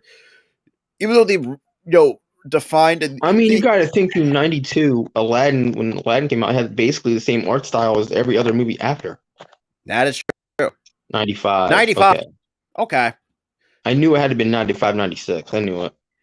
Even though actually it's still, even though nowadays people want to be also soft about it, but I think it still holds, and like I said, it still holds up. What else? No, it's not that they're soft. It's not that they're soft. It's the fact that the movie didn't age well because facts were come out that Pocahontas was a kid and John Smith was an adult trying to get with her. Yeah, in the movie. that was yikes. So in the movie they made a romance, but in real life she was a kid, he wasn't. So of course you see the problems with it. So it wasn't really them being soft. Well, thank it God was that that the movie just shouldn't have happened. If the movie happened now, it would have gotten canned. Oh, right. But at least because back then people didn't even know that she was a kid and he was a teenager. Yeah, Lilo and Stitch came out in 2002, and the TV series still holds up to this very, very as well. I can't believe it didn't last that long though. What, Lilo and Stitch? Yeah, I'm shocked. That's like, trying to think what else held up after all this. I know time. Emperor's New Groove had a TV show. It was called Emperor's New School. Because I actually really enjoyed that. Actually, but the problem was it was very obvious that it wasn't David Spade. Very obvious. Oh, that's right. That was the only thing that I had a little bit of a knock on it. Say, if you're not anything, no David Spade, no, thank you. They got a person who tried to do a knockoff version of David Spade. It didn't even work. Honestly, for me, another one that I still think it still holds. Bugs for me. Bugs Life came out in 95. That was 98. I knew that was 98. I know that's 98. Yeah, actually, yeah, that does give me 98. That was 98. That one's 98. Yeah, I remember when I had it from VHS at the time. Yeah, I think it is 1998. That was 98. And I think that still holds up for what? I'm locking in that answer. And yeah, it holds up very well for a movie that came out in the late 90s. Holds up very well. Because Pixar was usually pretty good with the animation. I knew it. That was the one that I knew that A Bug's Life was 98. I think, like I said, another movie that holds well after over 20 since the early 2000s. Monsters Inc. still holds up after well since that came out in 2001. Yeah, that came out in 2001, so the animation did get a little bit better. CGI did get a little bit better. Yeah. But I mean, think about it. You got John Goodman as Sully, and you had Billy Crystal. I mean, damn, you can't tell me. And then they left us with a cliffhanger. It's like, you son of a bitch. The movie. And then they didn't make another Monsters Incorporated until 2013 when they came out. It's just going to be them in college. So basically, it was kind of ass backwards. Basically telling the story of the. It was basically a prequel, but they ended the first movie on a cliffhanger. It's like, what? It's like, where do we like for me, if I'm going to make a sequel to it, at least we'll follow up on the damn thing. But man, it's like. But yeah, and it's funny too, the fact that I'm trying to think. Ratatouille, when did that come out? That had been what, mid 2000? Ratatouille, I think it was 09. 07. 07. Oh, it was 2 years late. What shit? That movie's gonna be 20 years old as well. Come 2027. Holy fuck! What the fuck? Damn. It's 16 years old right now. What the fuck? We're getting old.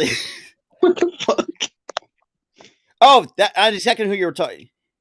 No, the Jackrabbit. It was Bounding. That was the short. That was the name of the short. Bounding. For the birds. That was a good one. Like first we have all small birds, and you had the one big bird like sitting on the wire. It's like, ew.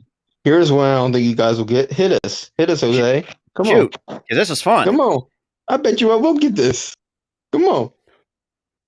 Sleeping Beauty. That was 1950. I think 1959. That was oh no, that was oh wait. That was before 19. Yeah. Yes. Damn.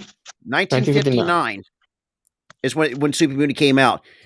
See, and boom, buddy got this. I didn't, but he did. First of all, and I will admit this, I watched it way too many times than people would like because. And I told the story once before. The reason you were a goddamn Disney princess fanatic. Actually, no. At the time, actually, I was not. Surprisingly, 1959. Yep. All right, you have to look at. Like Snow White came out in Cool. 1934. You had Cinderella came out in the I think the early 1940s, and Peter Pan was also in the early to mid 1950s. You were just into like the old Well, cartoons. at the time, this is the first Disney cartoon Disney cartoon I got into was Sleeping Beauty, because I still have a picture. I still have a picture of my yearbook when I actually had my mom's, because my mom, we have anxiety runs through our family. She has That's your these movie. where That's their movie to calm you. actually no, surprisingly, I actually enjoyed it, and I still enjoy it, which is funny. No, because not to call me, but my Because mom, that's pretty awesome if you have a movie that calms you. Snow White, that was early 1930s. If you That was just based on the animation 1939. alone, I think that was 39. I think 1935. Oh, No, 35. but then again, Oh. actually, could be wrong. That could be in the 1940s. No, that's Cinderella. Cinderella was 1940 something. Because the first princess was Snow White. And that was in the early And then Cinderella 1930s. came out. That was when they were establishing the Disney princesses. Was back then. God, it's really hard to. I think it's probably what 19. I want to say 1935, just based on the I'm saying animation. 39. What's the answer, Jose? Oh shit! We're having fun with this right now, man. 38. I was a year. Ty was I close. was a year late. Yo, Oh, I was closest. I was 4 years I off. win. I was closest. Why? I was closest. I win. Because By technicality, I win. Because the way I can see, because some of these older cartoons, like you see, Cinderella, I'm trying to base off like what the animation was like, when it came out. Well, first of all, look at the 40s, like, It barely changed from 30s to 40s, barely.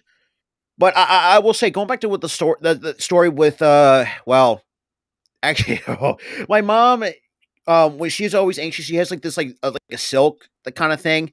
I'm gonna be your guy's Google. Of course you are. You're I telling us not to appreciate Google stuff. You're making us guess. Of course you are. And I love it. I love her some Disney I love trivia. it too, man. I love it too. But going back to the one story, because my mom, when she gets very anxious sometimes, like she'll have at times to pull out her hair and like turn it knots. Like she has ways of I don't say mechanisms of dealing with anxiety, but she had this pink silk. Like I guess you could say not like a blanket, but kind of like a silk thing, whatever it was. Oh, it's just like a fabric. Something like that. It was like it was like a bit of a not as big as my green screen back here, but it was like big enough where I actually tied it around my neck as a cape. And ever since then, I've been nothing but got my balls busted, but call myself been calling Prince Philip. And surprised to this day, that picture is in my senior yearbook. And my family has never let me live it down ever since then. That was the story behind why I got it because of that. So that's a little bit of a backstory to that. So yes, poke fun of me all you want.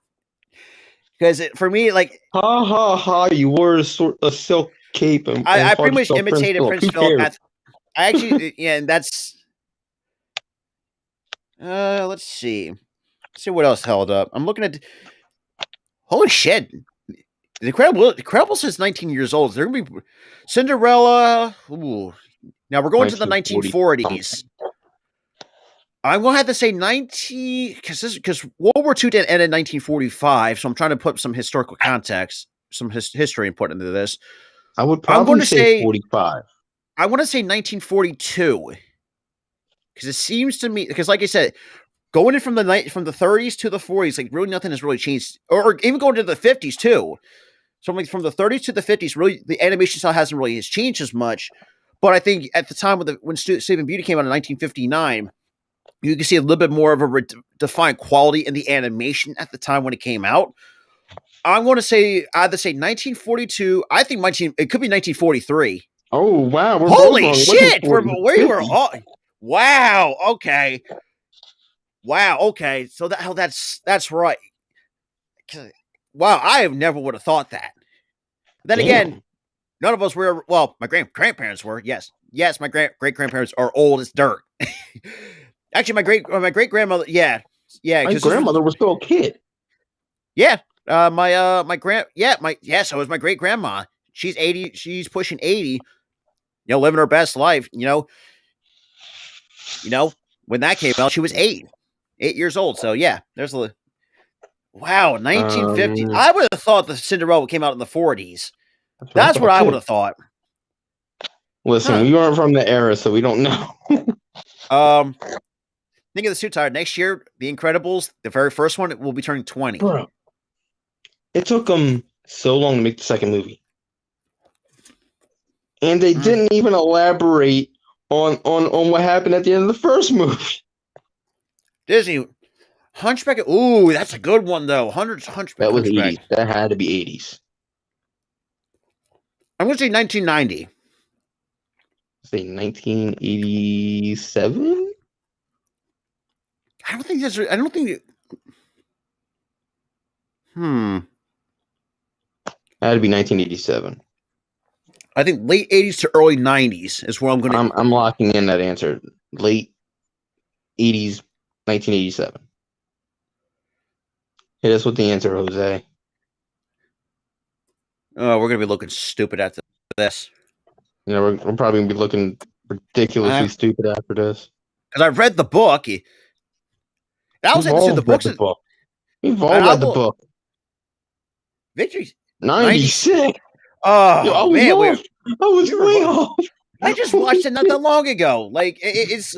I mean, I said the 1990 or some of the 90s, but I said 1990. But 87, like an you idiot. were off by I would say by a ton. I was off by 6 years.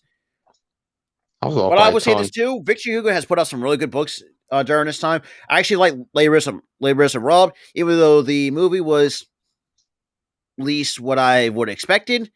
It's because they made a musical where it was like no talking, just singing. The Phantom of the Opera, I think, still holds up pretty well to this day. I still enjoy the Phantom of the Opera. I really do. Even though I'm not a huge Broadway. I'm not a musical. The Little Mermaid, that was oh god, what Little Mermaid? That was 89. 89. Yeah, that was 1989. Because that's my aunt's favorite movie. See, the well-known ones will get. It's like the older ones, like Cinderella. For me, I knew Sleeping Beauty. But Cinderella, that's known too, but we just don't know the years because we weren't alive. Sleeping Beauty, I mean, I wasn't alive during Little Mermaid, but I know what the heck year it came out. Told you. 1989. Well, yeah, the thing too, like this was when technology was become more advanced at the, when the animation started getting a little bit crisper at the time. Yes, but and to be quite honest, like some older Disney movies, like Sleeping Beauty, still holds to this pretty age in almost over 70 years. Holy fuck! I mean, it holds up a little bit. Even though, there's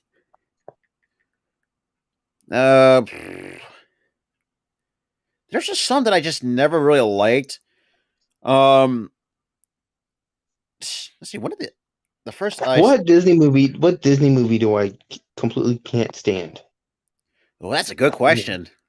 What Disney movie can you not stand? I cannot stand. It could be live action. It could be animation. Oh, I don't care. Easy live action Mulan. Why the?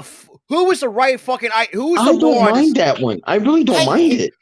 First of all, if there's no, I'm sorry, I can't get behind it. If there's no Mushu, fuck it. And that's true, Cauldron. They weren't going for a comedy. They were going pure T action with that movie. I don't mind it. I don't mind that. And that is true. You know, the older animations from the 50s. Yes, I mean, at the time, you have to think at the time, these were like hand-drawn animations, too, if you think about it. There was no such thing as computers, cell phones. You had to do everything by hand. It's crazy, too, how much animation has come a long way. Mm-hmm. But I don't know what Disney movie I can't completely stand. Actually, you know what? Actually, I'm wrong. Actually, I'll take that back with the live-action Mulan. It's just... Because they were going a different approach with it. They were going for more action, so they weren't going to put Mushu in it. I can see people don't like Tangled. You know, I can see people... Yeah, it's to each their own with that one. Oh, that's boy. More so if you're into like Disney princesses than whatever. But I'm not really really into Disney princesses, so I'm like, I really don't care for Tangled. That's a really tough question, though. Like Disney's put out some bangers over the years. It's like, have they really anything made terrible? Not that I can think of. I would say Cars 2 and the other two movies from Cars. First, they should stopped at the first one. If I'm going to completely be honest, That was kind of unnecessary. They broke off. That was unnecessary. They did the whole Cars 1 was like he was trying to get back to, the racetrack, and he was trying to do that, but he was stuck in a random town because he got lost into a random town. That was fine. What's up, Ocho? What up? But then after oh yeah, that, you're not wrong. Like, they were like Car 2 was like, oh, you're a spy now. Or you're gonna have racing Formula F1 cars. It's like, what? Where did that come from? But yeah, you're not wrong, Formula F1. Cars 3 was like, oh, you're a spy. No, that's Cars 2. That was Cars 2. Oh yeah, I was right. Yeah, Cars 2 was a mixture of a spy, and you had Lightning McQueen racing in the Formula 1. It's like, what? It made no sense. Car.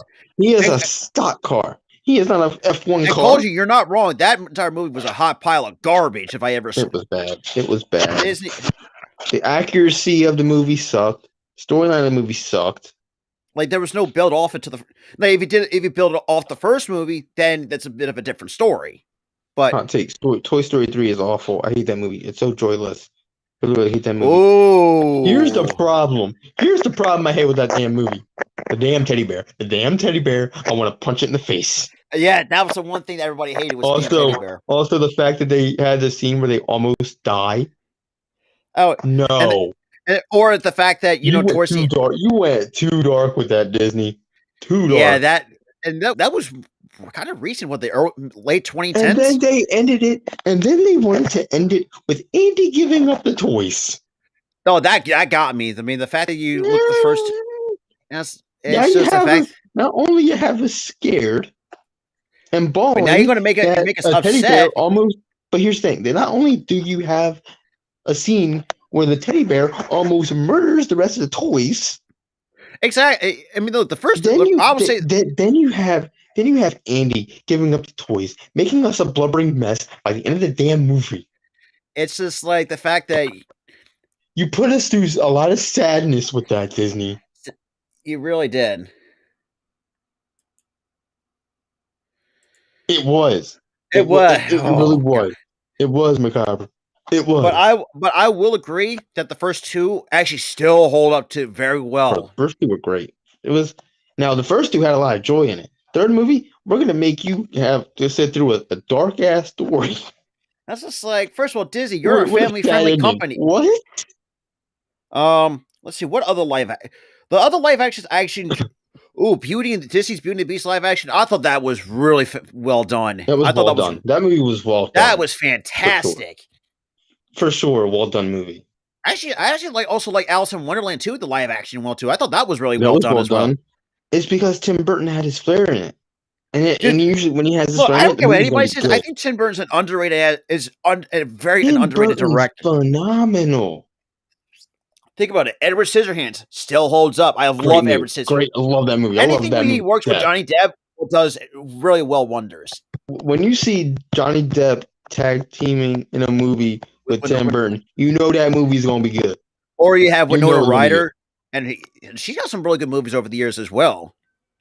She's also been Stranger Things Angelina Jolie as Maleficent. I thought that was really good. I really enjoyed that. Kind of gave a bit of a different side story of not aside from the cartoon. Mm-hmm. Yeah, that's good Lord! Even the money. Wow. Let me tell you about sadness with that movie. Oh, good Lord! Even macabre. That's gonna do it. Oh my God! Every single time I'm a blubbering freaking mess. You kill what? Yeah, it was not great. Hell yeah! Next week. Absolutely. The Jungle Book live action was really good. I think they stuck to it. Yeah, they stuck to the story. That was real good. Even though it's funny if you read the original story of the Jungle Book. Remember King Louis the orangutan? That was never mentioned in the book. So King Louis was, and I find that very interesting. Like, wow, that's Disney's creation. That was Disney's creation right there. Hey, kudos. Even though, like I said, actually, what did the Jungle? So the live action that came out not that long ago, 2016. It came out, 2016, the year I graduated. That movie came out. I think that came out the summer of 2016. Frank, the summer hit. For me, I didn't care for the live action Dumbo. It just doesn't hit the same as the cartoon for It was me. okay. It was okay, but it was more of like a mediocre type movie. It was passable. There's some live actions that Bambi, I can't. Oh, that's if you talk about macabre, that's gonna do it for me. For me, Like- for me, it wasn't bad. It was just passable. What Bambi? Yeah, it was just passable. Yeah. I watched it once. I was like, I'm probably not gonna watch it again. How about 101 Dalmatians from 1996? I thought that still holds up pretty well in terms of like. Yeah. But I'm trying to think what else held up. God, who remembers Herbie Fully Loaded? Who remembers that movie? Herbie did age well. Yeah, it did. Yeah, it did. I don't know the new Mary Poppins one that came out, Mary Poppins Returns. That was good. It was good, but just wasn't. It doesn't hit the same as as the original. Of course, it's not gonna hit the same as the original, but here's the thing, though. It was pretty good though. It was a great sequel. Great sequel. Herbie did have Lindsay before. She was Lindsay the lead. She was the one that drove Herbie. Actually, she was actually really fun to watch as an actress at the time. Before she kind of went on that, I'll say a downward spiral. Yeah, but she's back now. She's back. She's. It looks pretty good though. She's healthy. She's great now. She's awesome. So let's see what others that I actually enjoyed watching. I like the Narnia movies. I thought I really, I do like the Narnia. The 2010 movie was so bad. Oh, they didn't even finish. Dude, they didn't even finish the dang franchise. Are you talking about the first or the second one? The third. Oh, they had. I forgot about. Oh, Dawn Treader. It sucked. It sucked. That no one even talks about. No one even remembers it. Not even you. Yeah. I didn't even remember it until somebody mentioned the movie. The 2010 movie was bad. Let's see. Dude. Oh, that's gonna set most Disney fans in like a mofo. For those who don't know, he was also the voice of Darth Vader in the old Star Wars movies. For those who don't know, he was also the blind dude in Sandlot.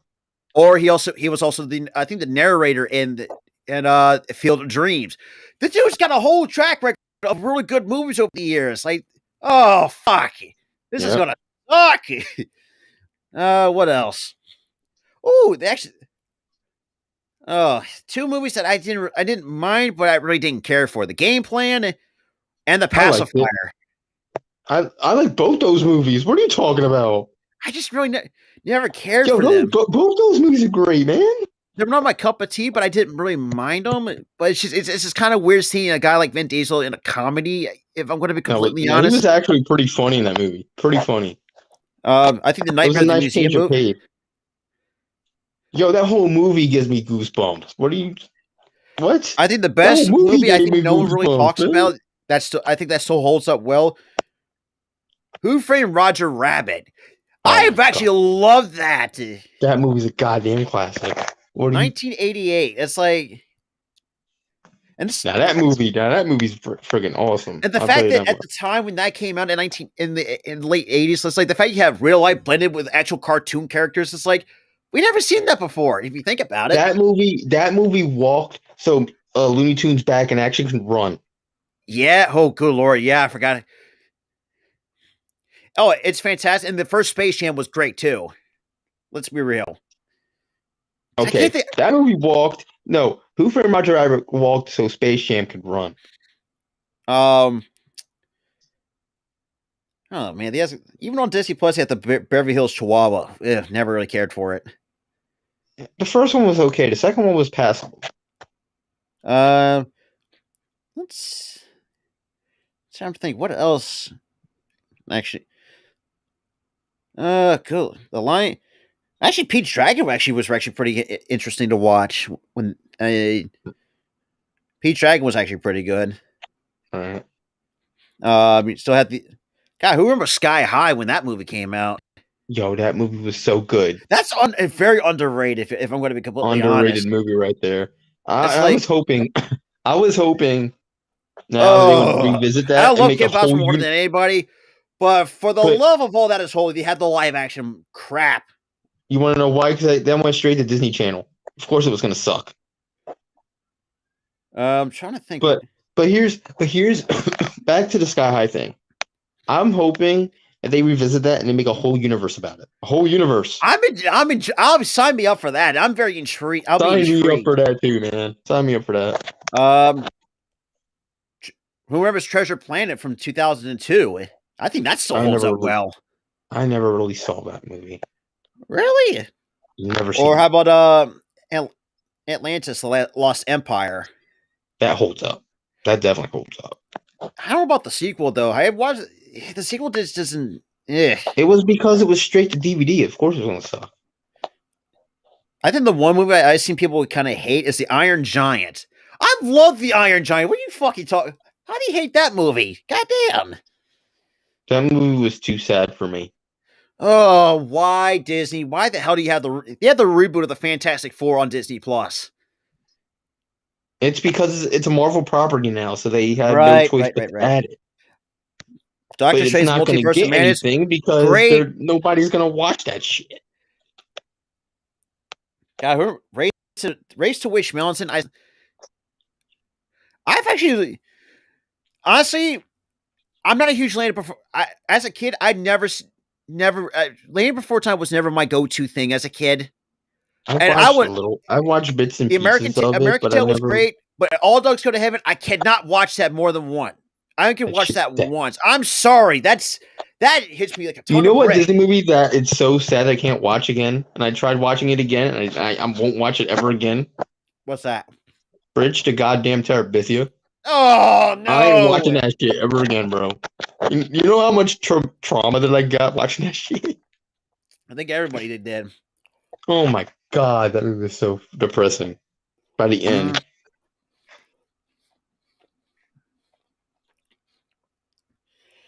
Trying to think. DuckTales, I've actually liked. God, just like they rebooted it, and it was still good. It was actually pretty good. I think they rebooted it and put it on Disney Channel. That's actually not good, not bad. What's up, Randy? How you doing? What up, Randy? Gargoyles. God, when did that come out? That came out in 90s. 94 to 96. They syndicated it and put it on Toon Disney. Remember Toon Disney? I thought it was actually an interesting series. I actually liked that. It was a pretty good series. I like Darkwing Duck when that came on. Dude, I watched that crap in high school, and I was traumatized. Traumatized. I was questioning in my mind, why would the teacher show us that? Exactly. Are you trying to get us into therapy? I was traumatized in high school from that movie. Let's see. Oh my god. They actually got Brendan Fraser's George of the Jungle. I will say too, Brendan Fraser, I will admit, is the most underrated actor. I'm so glad he's back, bro. So glad. Yeah, talk about being. First of all, the dude. He was blackballed by Hollywood because they thought he was lying about a goddamn sexual assault.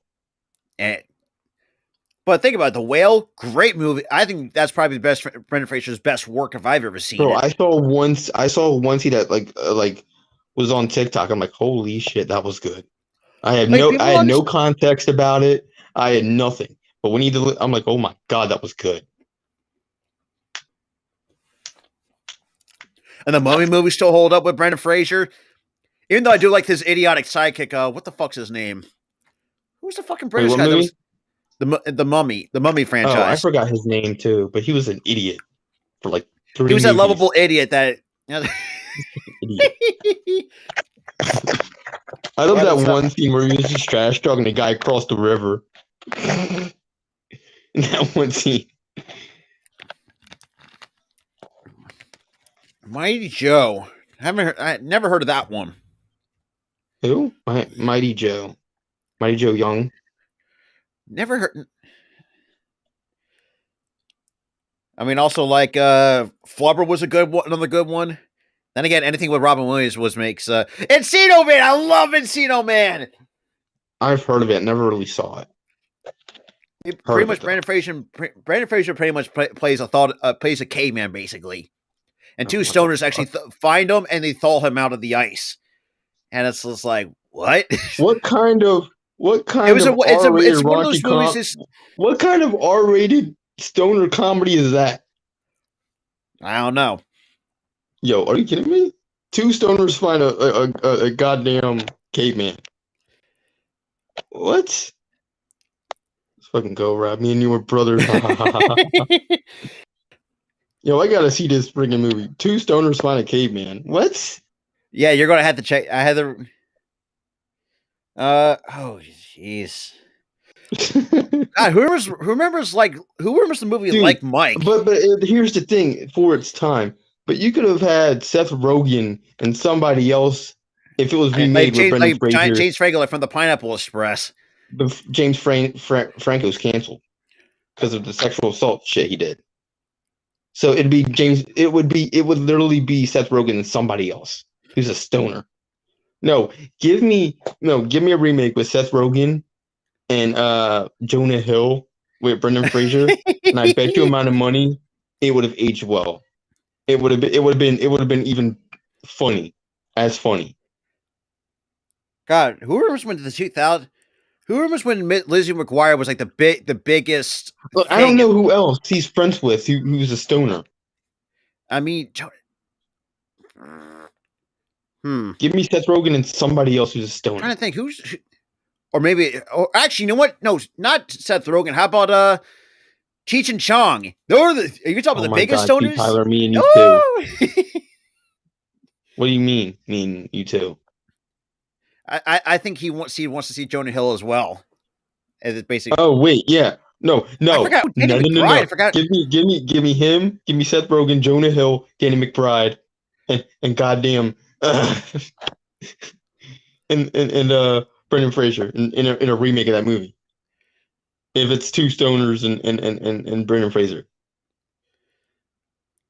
give me two stoners.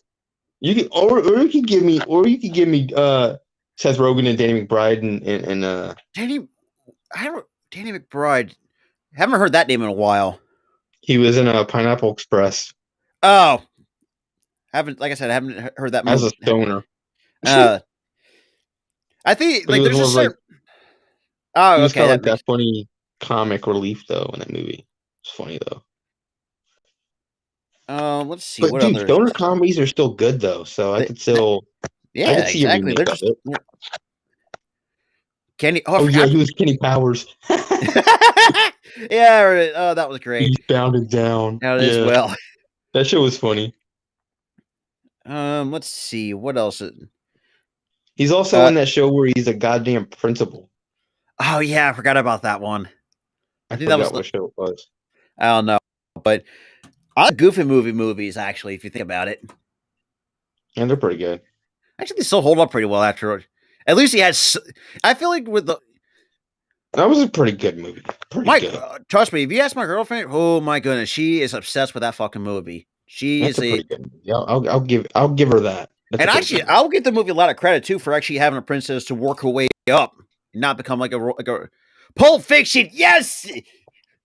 Say and what that's again? The start of, I think that's the start of and I think that's the start of Samuel L. Jackson saying "motherfucker." Exactly. And I think that's the start because that's the first movie they ever show when they're talking about where they see like every movie he says "fucker" in or "motherfucker" in. Yeah. Dude, John Wick 4 is awesome. Oh, I can't wait to see that. So the John Wick movies are awesome. At least he has. I think. What the? Yeah, when you get. Jeez, this is what happens when you kill one man's dog and he goes on a bloody rampage. Here's the thing: it evolved from a man killing a dog to now has like a mafia after him and all this other crap. Now everybody's after him in the force. I'm like, God damn. I'd say the first movie's good, but the rest are cash grabs. Mm-hmm. Face Off was okay. I watched it once. I thought it was okay. Face Off was okay. Wasn't my cup of tea when I watched it recently. But Pulp Fiction though, I was watching R-rated movies at like 6. It's like you think about it too. Like R-rated, we got our way with some crazy shit when we were kids. I told my friend, Forrest Gump. I think that instead he watched Pulp Fiction. Yo, dude, you're savage. I'm gonna go see a PG-13 movie, but instead I'm gonna go watch an R-rated movie. Damn. I'm sorry, but like if you're going to tell me, for me, I think Pulp Fiction still holds up as well. No, you're good. You're good, Randy. Oops, I didn't know the genre. My bad. Hey, we're just bullshitting about talking about movies and stuff like that. It's been kind of fun. Like, oh my god, just that one scene with Samuel L. Jackson. That's been kind of like the most viral thing that I've seen. And it's like, say, they just. Oh wait, what? How did it go? It's like what? And it's like English, motherfucker. Do you speak it? Like, I'm telling you, I think that's the first ever motherfucker from him.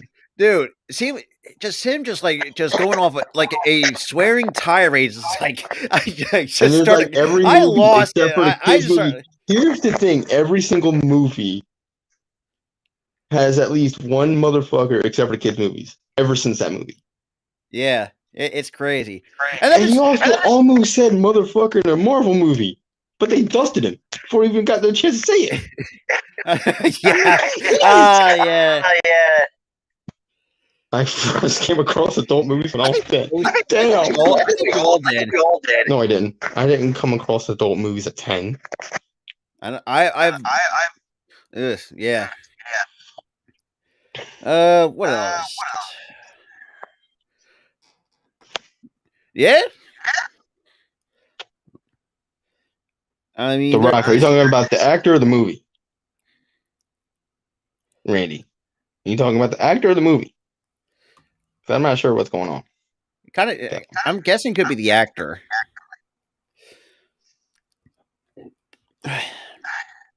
Let's see. Oh, the movie's okay. The movie. I thought that movie was okay. Yeah, it was just could have been a lot better than what it was. Jeez, I think I still like the Simpsons movie. Doug had a movie. Oh, well, I didn't know that. I remember watching Doug a lot in the early as a kid. Just I don't know.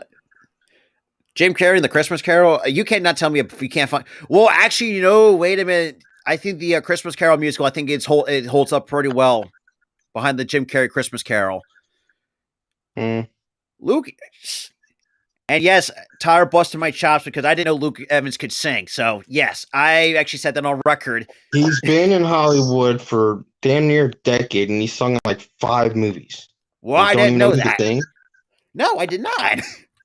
Come on, man. And half of those movies were well known. The only time I remember him is from like Dracula Untold. Yeah, it's meh. Yeah, it's okay. Mickey's Christmas Carol was pretty good. It was pretty good. Like, there's some like current Disney stuff that it's not my cup of tea. Like Turning Red, I know that kind of bombed at the box office. Makes sense. That makes sense. My dad's like a car buff, kind of, but like, or unless you're the Rock with that was it improvisation world? Oh, that was great. I think what do you want me? You better hide that big ass forehead. And then you see Ludacris just do a spit take. He's cracking the fuck up. and the funny part is that scene in that movie was completely unscripted. He wasn't supposed to reply. He was just supposed to give him like a mean look on his face. But he said what he said, and everybody just died except for what's his face? I forgot his name. But yeah, it was all improv. It was completely all improv. He wasn't even supposed to reply. That was great, though, man. You better hide that big ass forehead. And freaking Ludacris just dies. But I did like Turning Red. Turning Red was on Disney Plus. What were they expecting? I actually enjoyed Turning Red. COVID existed. That's what they were expecting. Free Guy. I love Ryan Reynolds and Free Guy. Anything Ryan Reynolds does, he'll make any movie funny. Unless you want to see him as now, I'm excited to see what him and Hugh Jackman can do as Deadpool and Wolverine. This is going to be great. First, they're going to make the 2094. Because Jose, he said, I refuse to grow up. I think most of us do. I still watch some of the old stuff I used to watch as a kid. It's just funny. And as a kid, nobody's going to make it to 2094. I think that's the point. He's going to watch cartoons till he's dead and buried in the ground. That's what he means. I met Paul. You're lucky, Randy. That's awesome. It's just, like I said, that entire franchise. It died with him. It died with him. It really did. And you can see in some of the later movies, like, even you can see how hurt Vin Diesel really was. You can tell he lost not just a friend, but also he was like a brother to him as well. And the fact that, he was. What? There's a new dinosaur? What? Yeah. I remember that. I remember the original movie. Oh, what from oh yeah. I just got finished watching that. It's a good movie right there. Okay, you might make it. 101 people live to. You never know nowadays. Yeah, that's when there's been. It's just like man. Benoit falls her down the aisle. Yeah, I saw that. I definitely saw that. You could imagine, man. That's even though I never had a kid, but just I'm trying to put myself in his shoes. It's like how could you imagine of just how much you lost not just a friend, like I said. He was like a brother to Vin Diesel. Like you. It's That's just what I was saying. There's another one coming out. 65. Go check the trailer. It looks dope. I might after this. You know what movie that I'm never gonna give a chance ever? What's that? 80 for goddamn Brady. Oh, yeah. Not gonna check that out. Yeah. Yeah, they actually put out the trailer. This was they put the trailer out a month ago. So it's been they've announced it for a month and I don't even know it. Yeah, no. It's got Adam Driver. It got Adam Driver in. That's me too. In the beginning, I liked the movies because it was about street racing, but then they evolved to like action oriented. I'm like, honestly, I will see that for shits and giggles. That sounds like a funny concept. That's a stoner comedy. Yeah, I agree. It's not really a stoner comedy; it's a drug comedy. Yeah, but regardless, I mean, I'm watching that crap. You ain't telling me I ain't watching it. I'm watching it as soon as it hits streaming. I'm watching it. Yeah. Let's see.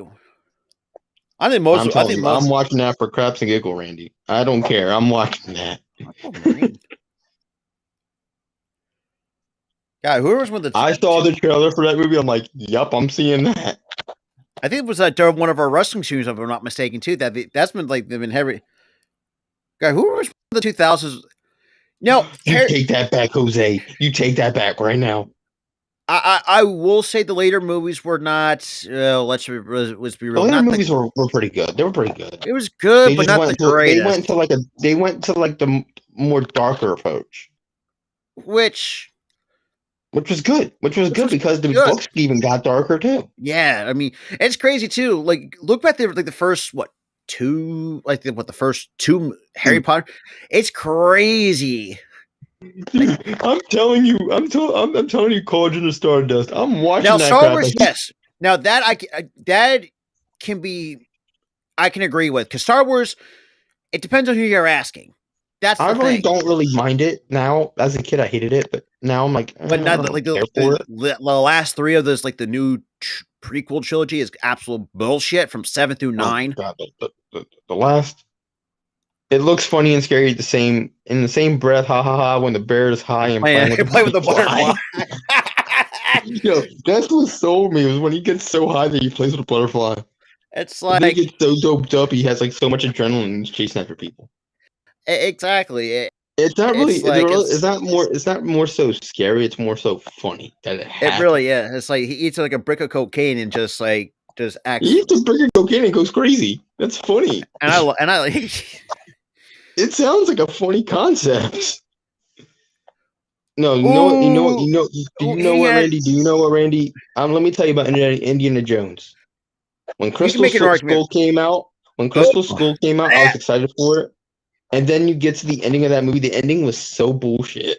it's like, first of all, like aliens. Like, what the fuck? It was like, okay, they're running from Nazis, cool, whatever.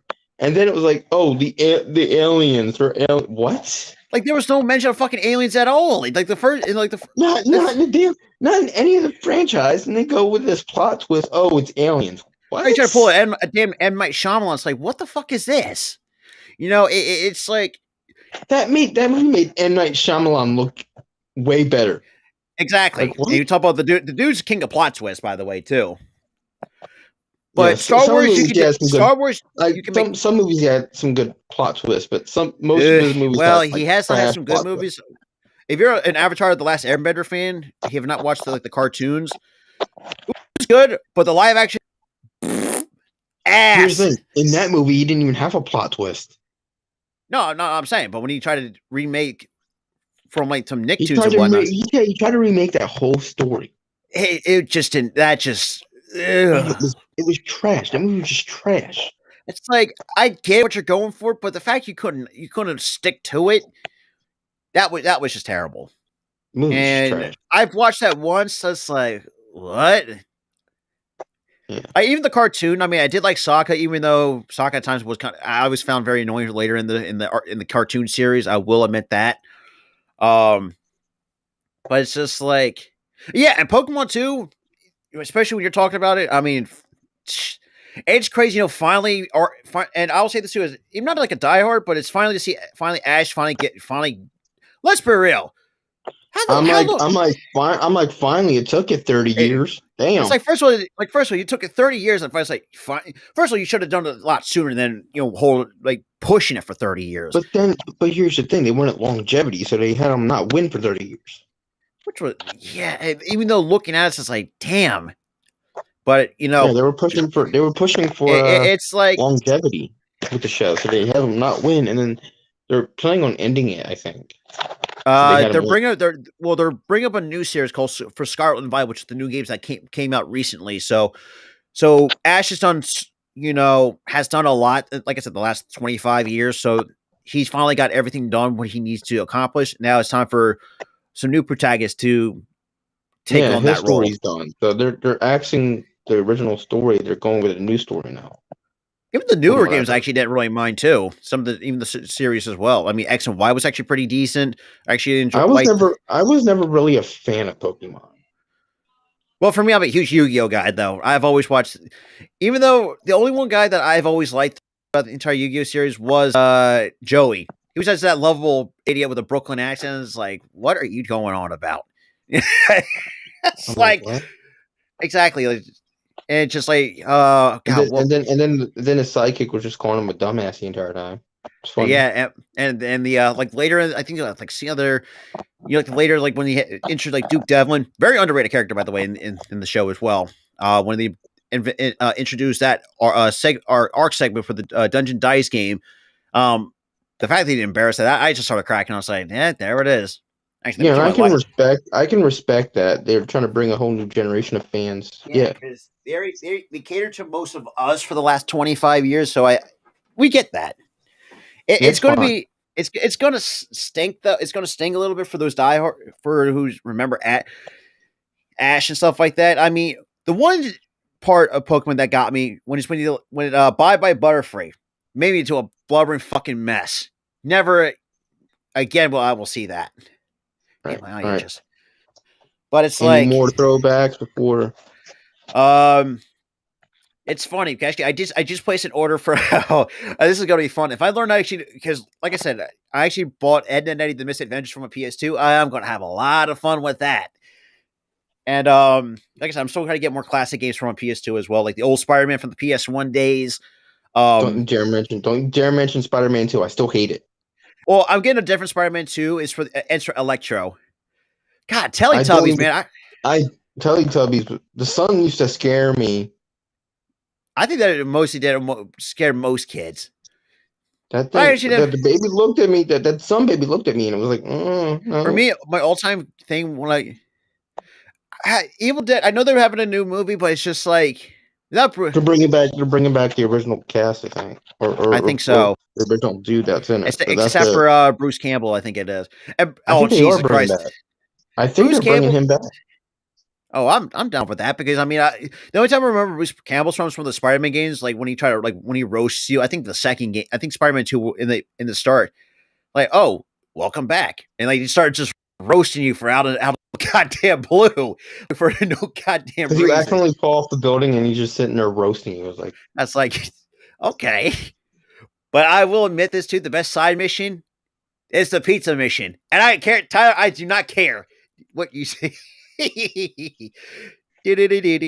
Oh, trust me, dude. I'm going to torture you with that pizza sound, and you're going to. And for those who don't know what I'm talking about, if you remember the early side missions, we had to deliver pizzas without smashing it. Oh, that was great. And I showed Tyler at TikTok with someone actually had a sound of that for Guitar Hero as like the greatest anthem to the greatest side mission. It's like, nope. And I hate that mission. Oh shit! I said throw away the entire game. I hate that mission. Army of Darkness. I haven't heard of Army of Darkness. So that's the one movie I've never heard. But I will say this too, though. If you play Spider-Man 2, if you still have a PS2 and you still have the Spider-Man 2 for the PS2, it's surprising somehow well games hold up nowadays. I think that still holds up really well after 20 years. Holy fuck! Now that I think about it, holy shit! Wow, Spider-Man 2 is gonna be 20. Holy fuck! Now that's another thing. The movie and the game, 20 years old. My God, like we had the first one already turned 20 in 2021 when that came out. Was that 2000? 2022, because that came out in 2000. Oh, that's right, it came in 02. I forgot about it. So I mean, whoa. First of all, the first two were great. Third one, didn't care. You had the right idea. This is the thing too. With the third one wasn't terrible. You had much going on with it because like the way that I see it when I rewatch it's like you had the right idea the first time. Look, having a guy like Sandman, but I think just you had a lot more going on. You could have waited a little bit longer to, I say you could have waited to not have Venom in. I would say in the third one. Let's not have that actor play Venom. Oh, that actor sucked. Thank God for Tom Hardy. Holy crap! But I will say this too: having Woody Harrelson as Cletus Kasady, not my biggest choice in terms of because I wanted like Cameron Monaghan. Oh, dude, have you not seen the Spider-Man? That Chloe wasn't. Did you not watch ads? Because the ads for the movies, did you not know that was not Toby? Never really.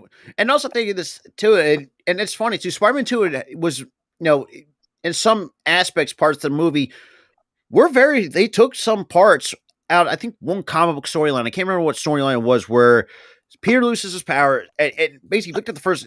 I think it was more like one comic book. I can't remember exactly what what that storyline was. Basically, where he just gave up being Spider-Man until. And that's basically how most of it's been heavily influenced. And also, too, I'll say Marvel isn't going to be the same without Stan Lee. I don't care what anybody says. When we heard him pass away, say, fuck! That hurt. Where did the time go? You guys went from watching cartoons to watching sports in the blink of an eye. I've always watched sports. I've never not watched sports, even as a kid. Yeah. Most of us, we were just like watching cartoons. Yeah, watching cartoons, we stopped watching that because we got old. Man. But now with some of these streaming services, we can let's be real, revive some of the other cartoons. I mean, HBO Max. As much as I know we gave a lot of Warner Bros. For a lot of shit for different reasons, but I'll give them the benefit of the doubt. The fact that they still kept Courage the Cowardly Dog, Ed, Ned, and Eddie, The Grim Adventures of Billy and Mandy. Even though Billy, yeah, it's like and Disney Plus, Paramount Plus too, saving with SpongeBob.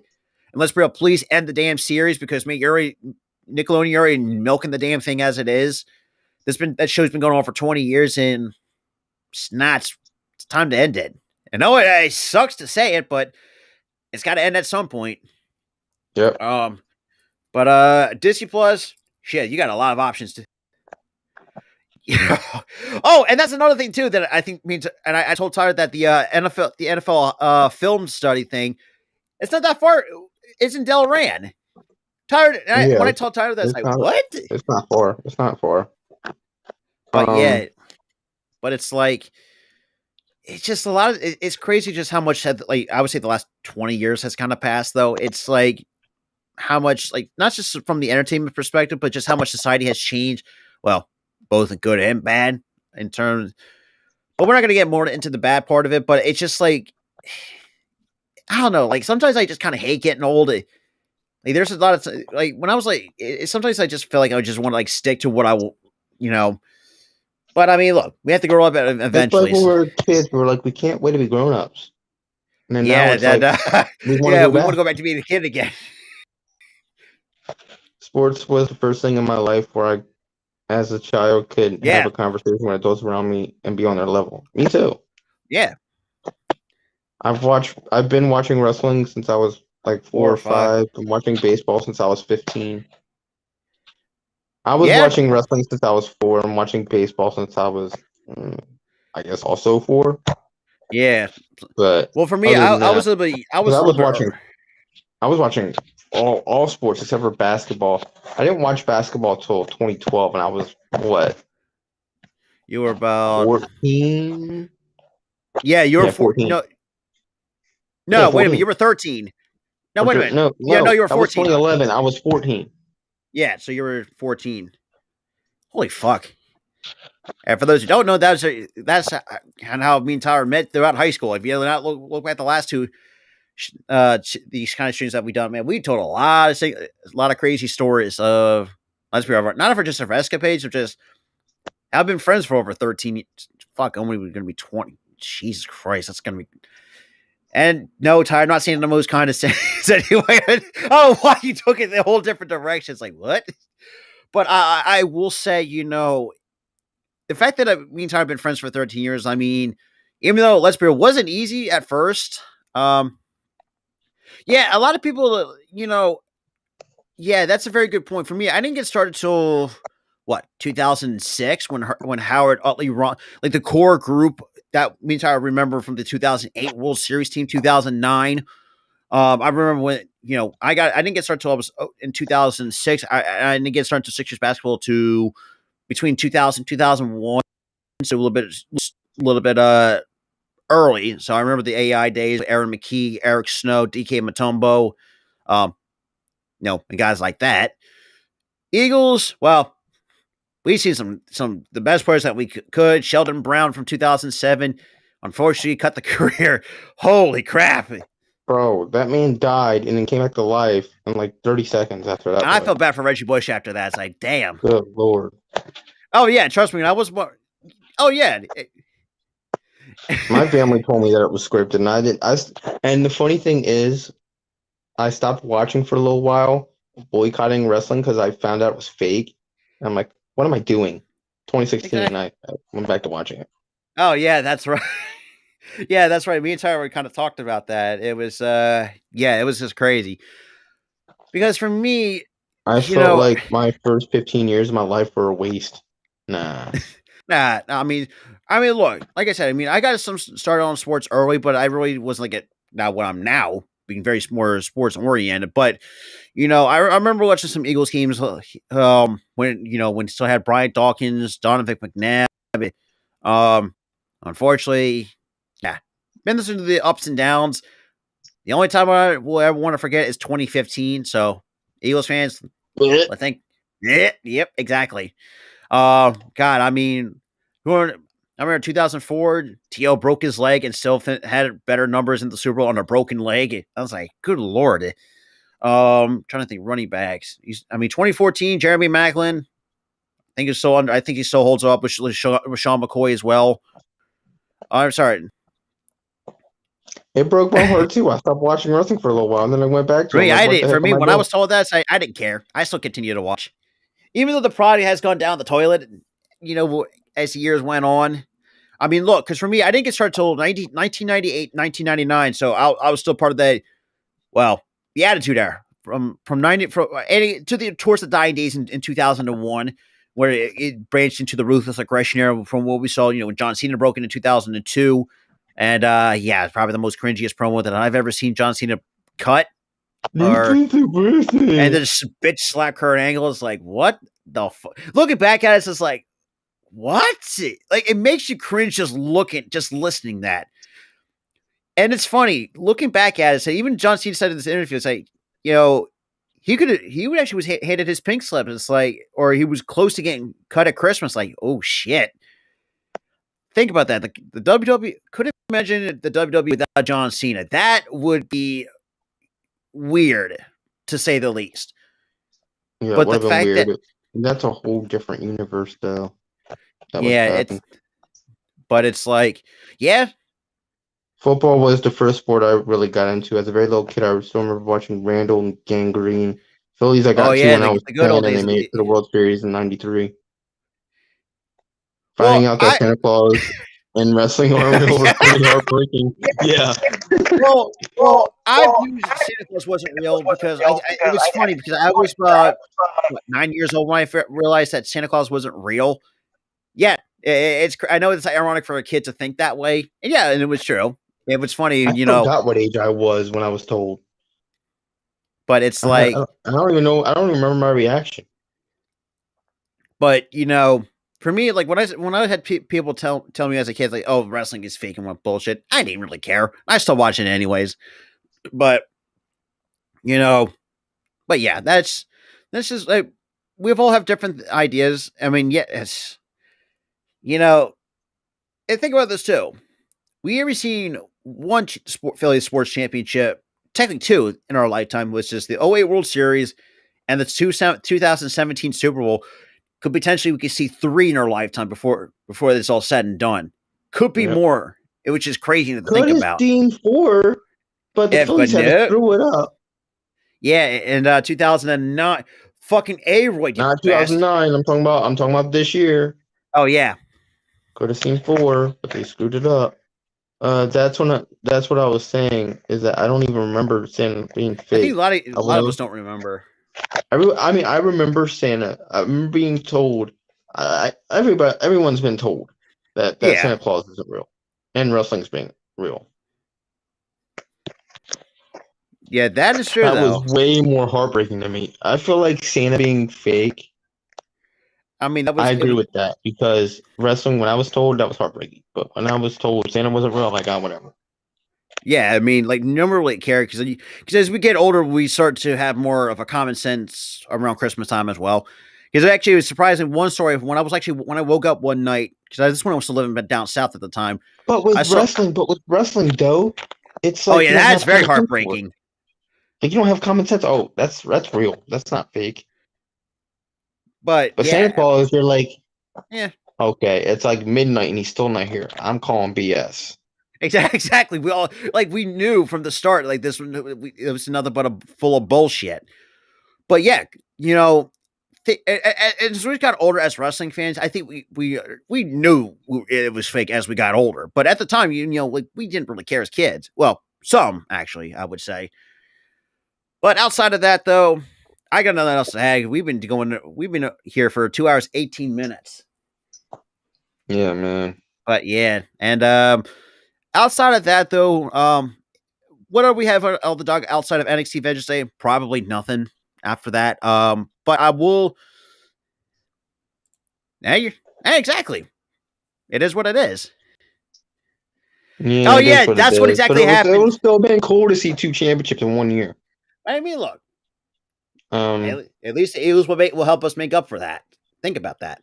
Dude, I found out that Santa Claus was fake when I caught my parents putting. I have done that. That was the story I was about to tell. I have done that. That's more heartbreaking than anything. If you found out that. Yeah, that was a shocker. I was just told. Like when she did, yeah. But I've always realized this too. As I got older, it's just like like I said, I feel like Christmas nowadays, it's like, for me, I see it more as just family time as it is. And for me, I don't really do shit on Christmas anyways, other than spend time with because over here it's just me and my mom. We just have our quality time as we do. But I still enjoy it anyways, regardless. Yeah, but it's me, my mom, my dad, my brother. Sometimes it's my brothers, but yeah, Jose, you had to. Some of us we had to find out the hard way. yeah, you had to find out the hard way. That was a shocker. That's why this Eagles run is different from the Phillies run. The Phillies were overachievers who were outclassed, but the Eagles are the class of the NFL. They are the NFL's best. Absolutely. But it still would have been cool to see them win it and then the Eagles win it. Think about it too. We could have had 4 championships in our lifetime. We could have had 4 championships in our lifetime. And like you say, going to college to start Cauldron to Stardust is the only thing we killed us was pitching depth. Think about that. Our pitching depth was not the greatest. But hey, I mean this year, Dave Dombrowski said, screw it. Let's make some of these moves, and we're going to get back there. So, but yeah, I mean, look, was it upsetting? Yes, but we knew who the better team really was, and that was the Houston Astros. Like, it's kind of. But still, it would have been cool to see 2 championships in 1 year. Yeah, but I'm an Eagles fan, so yeah, predominantly. So I'll be happy if they win it. Oh yeah, I was told that WWE was fake. I didn't want to believe it. I didn't want to believe it either. Oh yeah, and that's another thing too. Oh, that's right. Me and Tyler actually talk about this. I see some bad production by camera guys. Oh God, and Tyler's telling me this too. That the fact that one part of the camera crew decides to pan over to John Moxley, then you see a little blade in his house. Like, are you fucking kidding me? How dumb do you have to be? And this was AEW's, not WWE's. This was AEW's. Yeah, that's what I'm saying. The fact that you cut to him, he's in the corner, he's like this on the rope, and he's doing this. You know he's bleeding. You know what he's doing. It's like, why? And you cut to him. That was just. But yeah, that's exactly what happened. That no hitter, when we got no hit, that pretty much deflated everything for us. If you think about it. Yeah, and then as soon as that same pitcher that no hit us came up, well, it's over. That was me. It's over. That was me and Tyler at one point. Say, yep, we're done. Yep, we're fine. And even though, shout out to Coach Dante, no one. I mean, if you know anybody that troll the better, dude. After that no hitter, we couldn't hear the end of it from Dante. And Dante had the right for the entire day. Couldn't even hear the end of it. Yeah, it's just like, and Dante had the right to, because he had a better superior team. But I mean, look, at the end of the day, though, the fact the Phillies almost put out a 90-win season with an interim manager at that time, it was a good season. It was a good season. A good season, regardless. To see a championship out of it. Yeah, it would have been nice. Sure. Why go to the World Series if you're not going to win it? That is, yeah. I mean, that's kind of the goal for all 30 MLB. Well, unless for some other teams that are at the bottom of the barrel. Anyway. Sorry, Red Sox fans. You're gonna. Oh, good Lord. Anyway. With that being said, I mean, this has been kind of fun the last almost 2.5 hours. But yeah, so I gotta munch onto my other buffalo chicken sandwich over here, and yeah, we'll be back at it again in about 8:00 Eastern time, probably a little bit sooner. And kind of get about, I guess you could do like a little bit of a pre-show, I would say, for NXT Vengeance Day, and kind of just talk about it a little bit. I mean, whatever floats your boat. Right. But well, yeah, we'll be live for NXT Vengeance Day. Let's see. I'll be back again for Raw this week. Yep, it is that time of day. Yeah. I mean, I don't know if we're having dinner yet. It's like 5:21 here. We usually eat around like 6, 7 o'clock. So it makes sense. But where I usually dinner time, yeah, well, because usually I always, and that's another thing too. But we'll see. But with that being said, though, me and Tyler, this was kind of fun. Like I said, we'll pull these out like once in a blue moon kind of thing. But with baseball season around the corner, I'll be back at it again. Exactly. I mean, I love killing time. If I got nothing else better to do until like later in the night, I mean, especially when we, like I said, if we're not doing NXT any other stream, this was kind of we do this for the fun of it, But outside of that, we're gonna head up out of here. I'm gonna finish eating up, and we'll be back at it again probably around 7:45. I think probably 7:45. Do a bit of our own pre-show and kind of talk about NXT Vengeance Day and like see where this goes, and we'll see how that goes. But at 8:00 will be, and for those who are wrestling fans, like I said, we'll be back at it again on Thursday for this Really Podcast episode 38. If I'm not mistaken, it's 38. I think last time was 37. 37, yes. Yeah. Holy crap. We're getting close to 40 episodes of the show. Holy crap. Well, we got to get to 50, and then I'll get excited when we get to 50. Oh, yeah. That would be a huge milestone for that show as it is. But with that being said, though, me and Tyler are going to head up out of here. Like I said, we appreciate everyone who came through. Shout out to my aunt, too, for coming in as well. As well. Thank you, Cat Lady. Thank you, Cat Lady. Yeah, and the fact she even roast me on Facebook as well a little bit. So that was oh, trust me, if you met my Tyler, if you met my family, we're just a bunch of ball busters, basically. That's basically I've met your family before, like part of your family.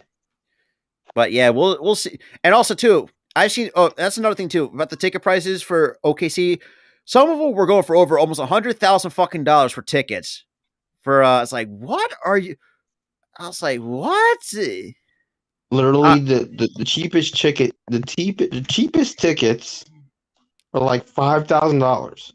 I was like, what? I'm thinking to myself, man, whoever started, that's ridiculous. But that's here nor there. But it's because they got to pay for the football game and the goddamn concert at halftime. No, I'm talking about basketball. Oh, basketball. Yeah, between the Thunder and the Lakers. I don't even know. Yeah, a lot of people talking about Super Bowl. I was talking about Super Bowl. Oh yeah, Super Bowl is. Well, then again, it can't be worse than LA when you had to pay for LA. So I mean, it can't be worse than when the Super Bowl was in LA.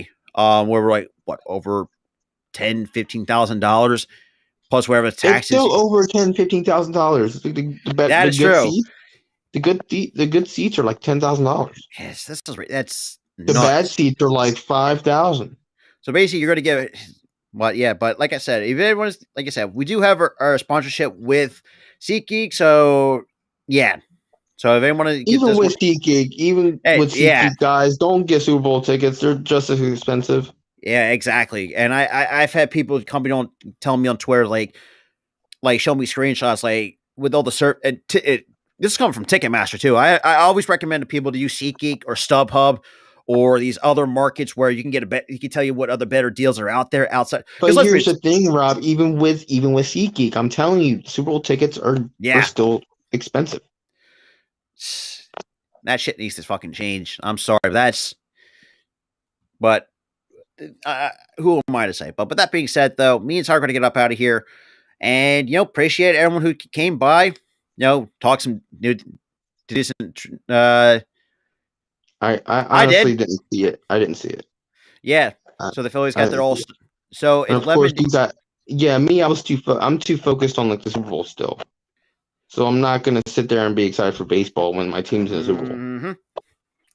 But for me though, it's just like, but then again, we have 11 days till pitchers and catchers reports is for spring training, and we'll be underway. And the first spring training game will be 12 what 12 days away from the Super Bowl?